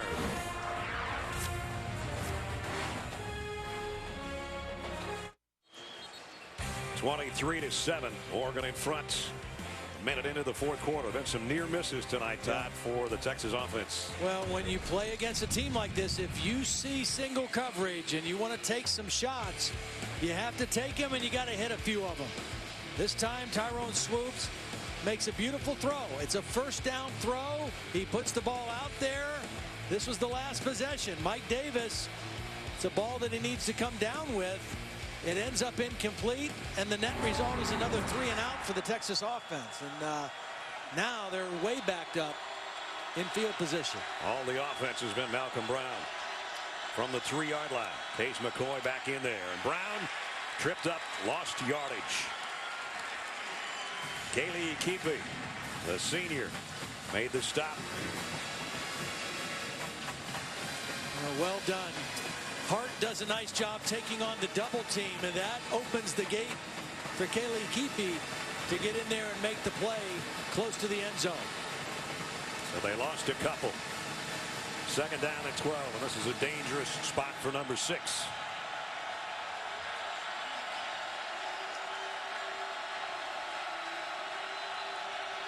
Davis in motion toward the ball. McCoy looking that way, and throws complete to Mike Davis. And he's going to be short of the 1st down, but at least they have a little bit of room to work. And the 3rd down will be a little bit shorter. Texas has as many punts as they have points tonight. They don't want to punt here because they're running out of opportunities.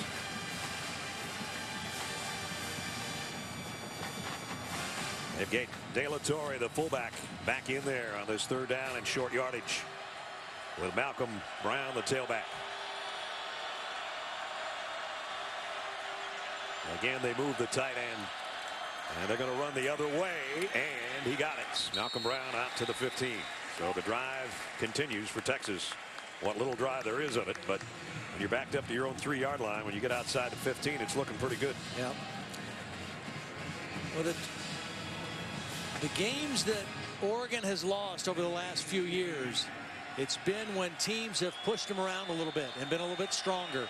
That was the case with Stanford the last 2 years. Even though Texas has had the size advantage up front in this game, Oregon has really been up for the challenge. Mitchell knocks Brown out of bounds. He did get a couple on the corner over there when it looked like maybe he would lose yardage.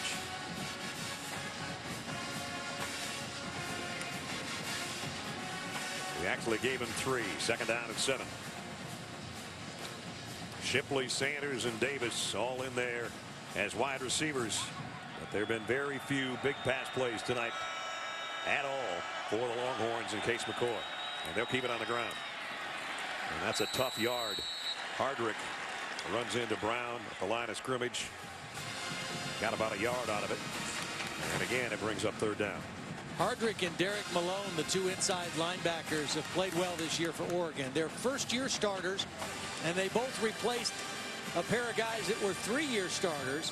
One of those guys, Kiki Alonso, doing pretty well at the next level. Yeah, I guess. Should be Rookie of the Year defensively in the NFL, in my opinion. 3rd down and 6. McCoy, swing pass right on the fingertips. Bergeron trying to bang his way to the 1st down. He might have made it. Boy, he had to break 2 tackles. And Mark Helfrich says, it's right here, a yard shy. Yeah, the linesman's giving him a little bit more than that, but I don't think enough. Well, he was fighting hard for the yardage, and it looked like he might have stepped out of bounds short of the 1st down. That's good, tough running with the ball. Kidding. Here's a higher angle. That is really close. It is 4th down and about 2 feet.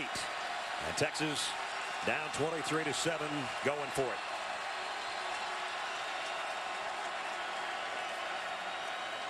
Second man is busting through, and it's Malcolm Brown. Easily a 1st down.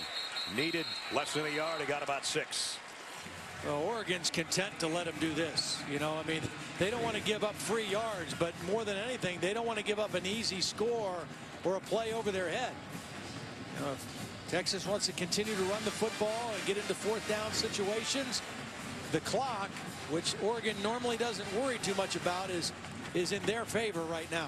With 10:44 and ticking. And Texas' longest pass play tonight's been 11 yards.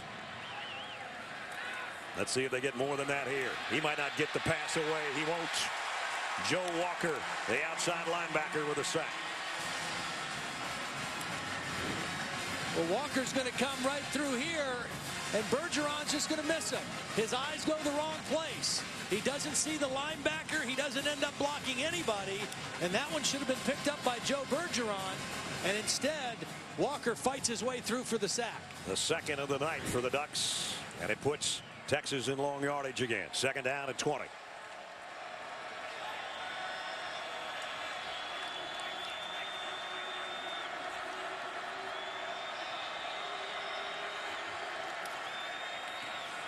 Little draw play, almost a face mask in there as Bergeron gets a short gain, but it's going to bring up third down and a bunch.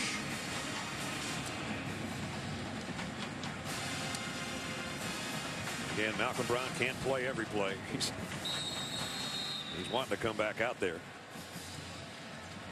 And Bergeron might be shaken up, and he will come back out.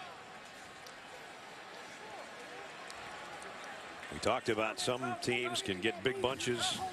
Texas has had 9 plays in this drive, Ledge, and they got 24 yards. I mean, those are small increments to get where they are right now at the 27-yard line. Well, that's what I mean. That's why Oregon's saying, go ahead. Yeah. You can keep chipping away at us like that. Yeah, the clock's down to 9:20. We're just not going to give up one over our heads. Third down and 15. McCoy moves his tight end, and in the shotgun, trying to throw on third and long. Steps up, zips it down the middle, intercepted, coming the other way again. For the second time tonight, this is Derek Malone. And Malone is going to score. Touchdown, Oregon.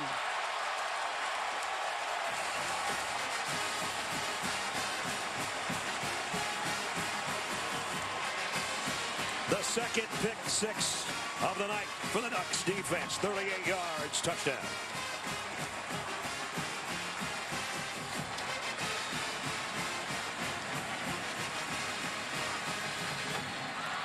And that might have been Texas' last chance.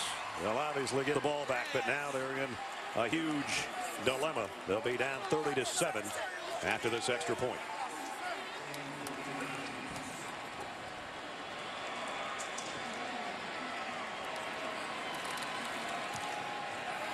Which is up and just inside the left upright. 8:55 remaining in the ball game. Derek Malone, the most improved player on the Oregon defense, and an honorable mention, Pac-12 player, his second interception of the year, this one for a touchdown.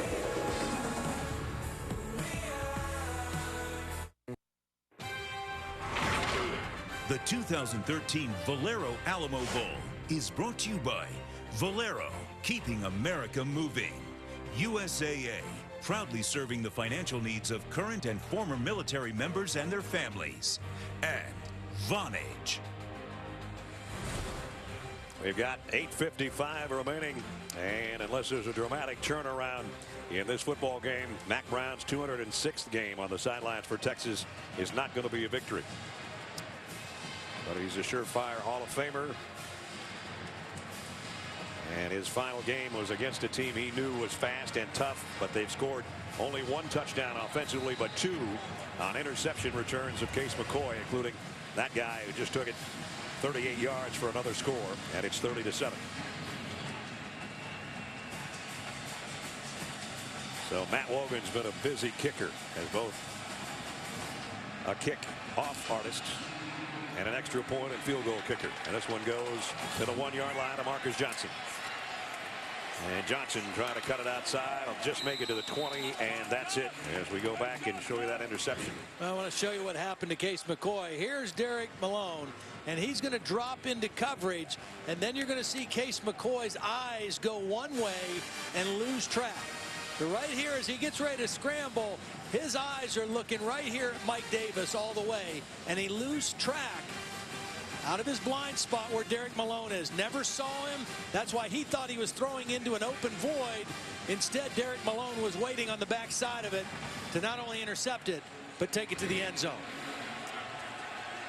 Tyrone swoops back out there after Case McCoy has thrown 2 interceptions for touchdowns.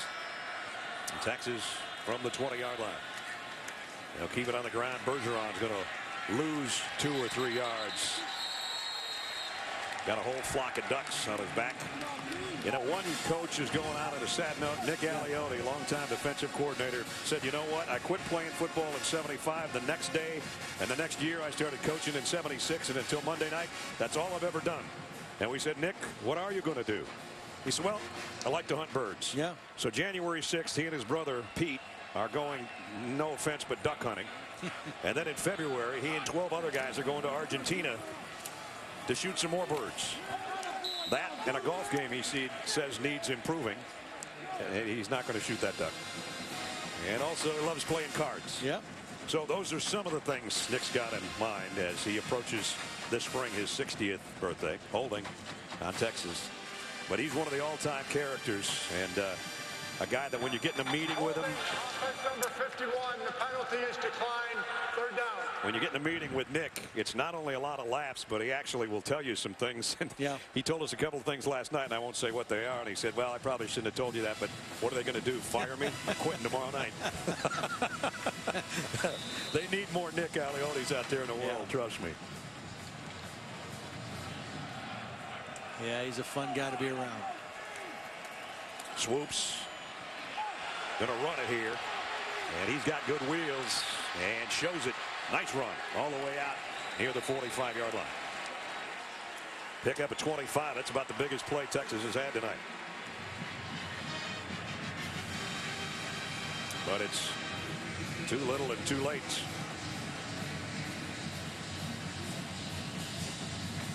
Malcolm Brown has the longest play of the night of 40. That one goes for 25 to the 45. And that Tyrone looking for a receiver.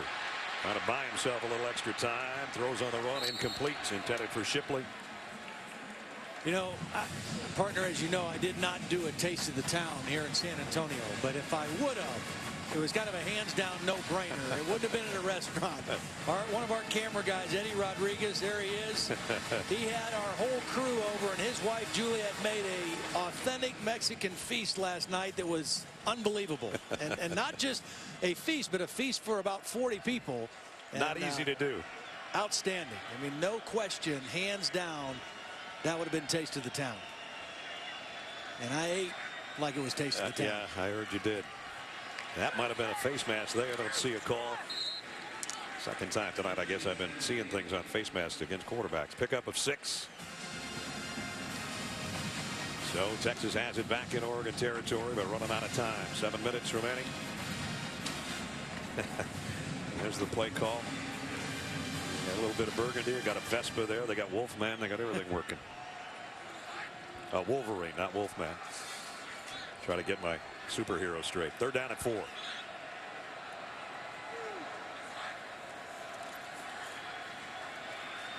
Nice protection, but he threw it too far in front of Bergeron. And it brings up 4th down again.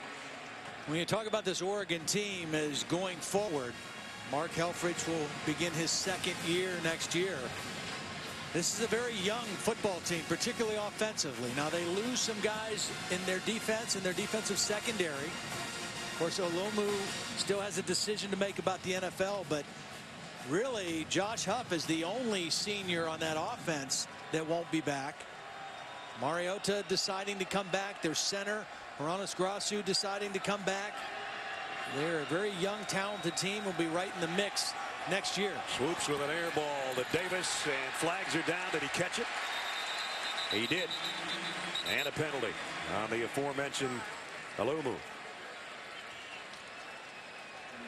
Defensive back is really at a disadvantage when a ball is underthrown. That's why you see so many back shoulder throws. Defense number 14, 15-yard penalty, 1st down. And you're out there on an island with a big receiver, and you're running stride for stride, and you have no idea the ball's underthrown. And when that receiver tries to come back, it's hard to get out of the way. And you saw it was a one-hop between the arms of Davis, who almost made an acrobatic catch, but with the penalty, they got it at the 34-yard line. So 2 of the bigger plays tonight, a run by Swoops and a pass interference on this drive for Texas. And now Malcolm Brown trying to do his thing, and he's going to be wrapped up at the line of scrimmage. Christian French and Taylor Harder there. And we're down to 6:25 to play. Don't forget Arizona State and Texas Tech follows us. San Diego. Right on cue. Number 14, Arizona State, lost the Pac-12 championship on their home field. The only game they lost at home this year to the Stanford Cardinal. It will be in the Granddaddy Mall against Michigan State in the Rose Bowl. He swoops, rolling to throw, and now he's going to tuck it and get what he can. And run out of bounds after a short game as we check in with Holly. Well, for Mack Brown, as we've mentioned, this is his last game for Texas, but he is still the president of the AFCA, the American Football Coaches Association, so he will go to their convention and fulfill his duties there. And then he said, I'm going away. He said, I'm not going to be involved in the coaching hire. I'm not going to talk to the new coach. I want him to come in and have a clean slate to figure out the landscape himself like I did and try to heal some of these wounds at Texas.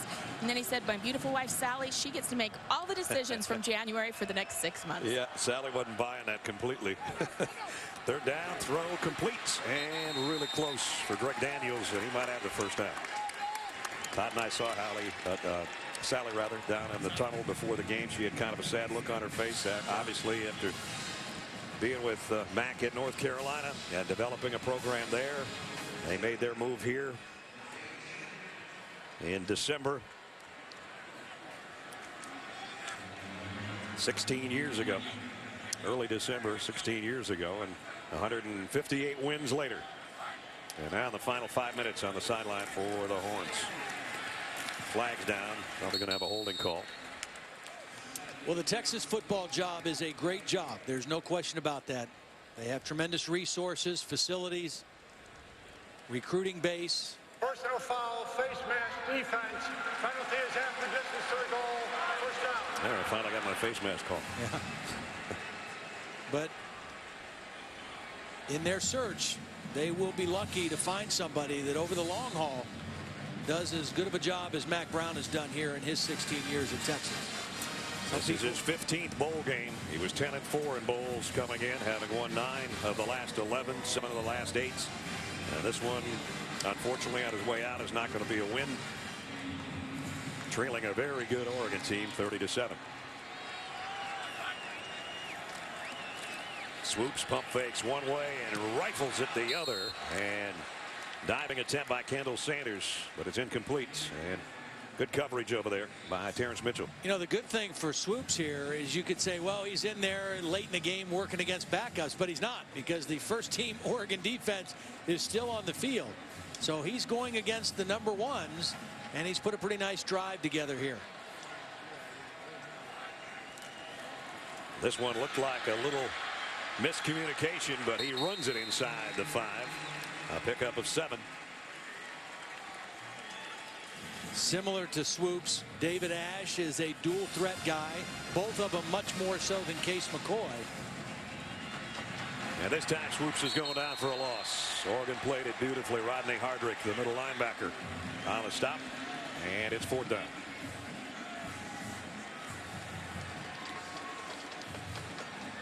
It's funny, you look out there and you see Swoops at 6'4", 245 pounds, and you kind of see Vince Young. Yeah. And then you think back to the Rose Bowl national championship. Doesn't seem like that long ago that Mack won the national title. And then Colt McCoy for 4 years as a starter. Had a shot at another one against Alabama in 2009. Offense number 76, 5-yard penalty, 4th down. And as we kind of said at the beginning of the game, there have been some misfires, some recruiting things that didn't turn out, that type of thing, and they haven't had a great quarterback since, Colt. And with that, that's how it's a quarterback-driven league even in college now. Well, it's become that. In the NFL. Yeah, it's become that. It's always been that way in the NFL, but it's become that way in college football now, with so much decisions made at the line of scrimmage with no huddle, the ability to be a dual threat guy. It's become a quarterback league. Just look at the Heisman winners over the last several years. Yep. It's not running backs anymore, it's quarterbacks. Might be a last chance here, throwing back across his body, and it's intended for Sanders and incomplete. And the Ducks will take over on downs with 3:23 remaining in a comfortable 30-7 lead. Capital One Bowl Week continues tomorrow. Triple header on ESPN. 12:30 Arizona and Boston College get together in the AdvoCare V100 Bowl. At 4, it's Rice and Mississippi State in the AutoZone Liberty Bowl. And then Chick-fil-A Bowl will kind of ring in the new year, or take out this year anyway, as Duke and Texas A&M get together. Capital One Bowl Week continuing tomorrow. All games on ESPN. An interesting article in the San Antonio paper this morning suggesting that Johnny Manziel said he's nowhere near making a decision about the NFL next year. A lot of people just kind of assuming that's a done deal. There's some Aggie fans holding out hope, I would guess. Ball start, offense number 77, 5-yard penalty, first down. Well, if it gets to the point where he's pretty much assured that he'd be a first-round draft choice, most people think that he would go. Yep. And this guy that's wearing number 8 out here tonight, that's soon to be our player of the game, he would have been a high pick too, but he's decided to come back, and that makes Oregon one of the favorites next year for sure, along with guys like Byron Marshall, who just ripped off another 9-yard run. Well, again, he's a highly competitive guy, very humble guy. And so he would never really say how disappointed or upset he might have been by the so-called Heisman snub at the end of the year. But I would believe that would drive him and motivate him very strongly this offseason and into the 2014 season leading this Oregon team. He sure got all the tools, that's for sure. Second down and a yard. He's done running tonight, but his tailback won't be. And Marcus Mariota is our Capital One player of the game. He did it with his legs early and then started ripping some of those laser passes and ended up at this point 18 out of 26, 253 yards and a touchdown, and 133 on 15 carries tonight. So our congratulations to Marcus. And you know, Mark Helfrich is going to be 11-2 in his first season. That's not too bad. Not bad. Chip Kelly went 46-7 his 4 years as head coach, and now has the Eagles in the playoffs. And this guy jumped into that seat. We said, Todd asked him yesterday, what was the biggest transition? He says, there's just a lot of stuff. A lot more stuff. Yeah. When you're a position coach, it's one thing. When you're a coordinator, it's another thing. When you're a head coach, there's a lot of stuff. And the 40-year-old Oregon native has handled it beautifully and put together a sensational season for this team as they're about to be 11-2. Yeah, I think, again, I mentioned something about the continuity of the Oregon staff. It's very unique in college football because there's several assistants who have been in place through not just 2 head coaches, but 3 head coaches. Gary Campbell, the running back coach, has been at Oregon 31 years. The offensive line coach, Steve Greatwood, 27 years. The strength and conditioning coach, Jim Radcliffe, has been there 29 years. Don Pelham, linebacker coach, 21 years. That's very unusual to see a staff like that. Again, just keeping it on the ground and close to a first down as we're down to the final minutes. Reminder, stay tuned on ESPN3 for the post-game trophy ceremony presented by Capital One immediately following the game. So as a first-year head coach goes out with a win, a guy that's been doing it 29 years will go out with a loss. And Mac told us yesterday, I don't want this to be a funeral or a farewell march. This should be a celebration for my kids who fought their guts out all year. And they fought tonight for their coach, but going to come up short. I've known Mac Brown for 30 years. And we go back to when he was at North Carolina, and there were some bad ACC games. And he put together a fine ACC program in North Carolina. And tonight he caps it. So we wish he and Sally and the rest of the Browns the very best in what is next. But he's a Hall of Famer. Just couldn't quite win number 245 tonight. Oregon too much and too good. And he knows it. And they win it, the Ducks, 30-7 tonight. And there's a little respect. Marcus Mariota for the hug for the coach. And as you can see by the number of cameras, there's a lot of people that think as highly of Mac Brown as Todd and Holly and I do.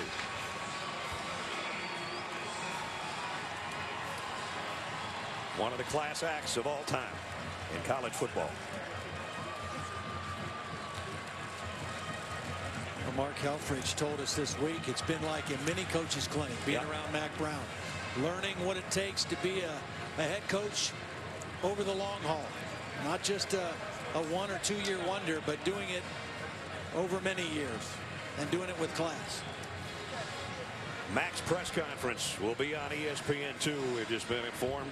So all of you that want to see that on ESPN2 and Sports Center, we hope you stick around for that. But the winning coach right now is with Holly.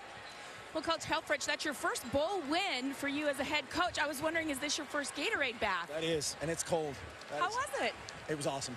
Just our guys just battled, believed in each other, and played it. That's a great football team, and obviously a legend, an icon in football, and Mack Brown, and to go out against him, I've been saying all week, I feel like I should wear a black hat all week because I've been the bad guy in this deal, but just a full team win. You know, didn't play very cleanly in the beginning. Our defense played great. Obviously, two pick sixes. It gives us a chance, but a huge team win. You guys talked about using this as a springboard into next season. What helped you tonight that you'll build from? Just momentum. You know, we have a very young team. We're not allowed to say that, but we have a very young team.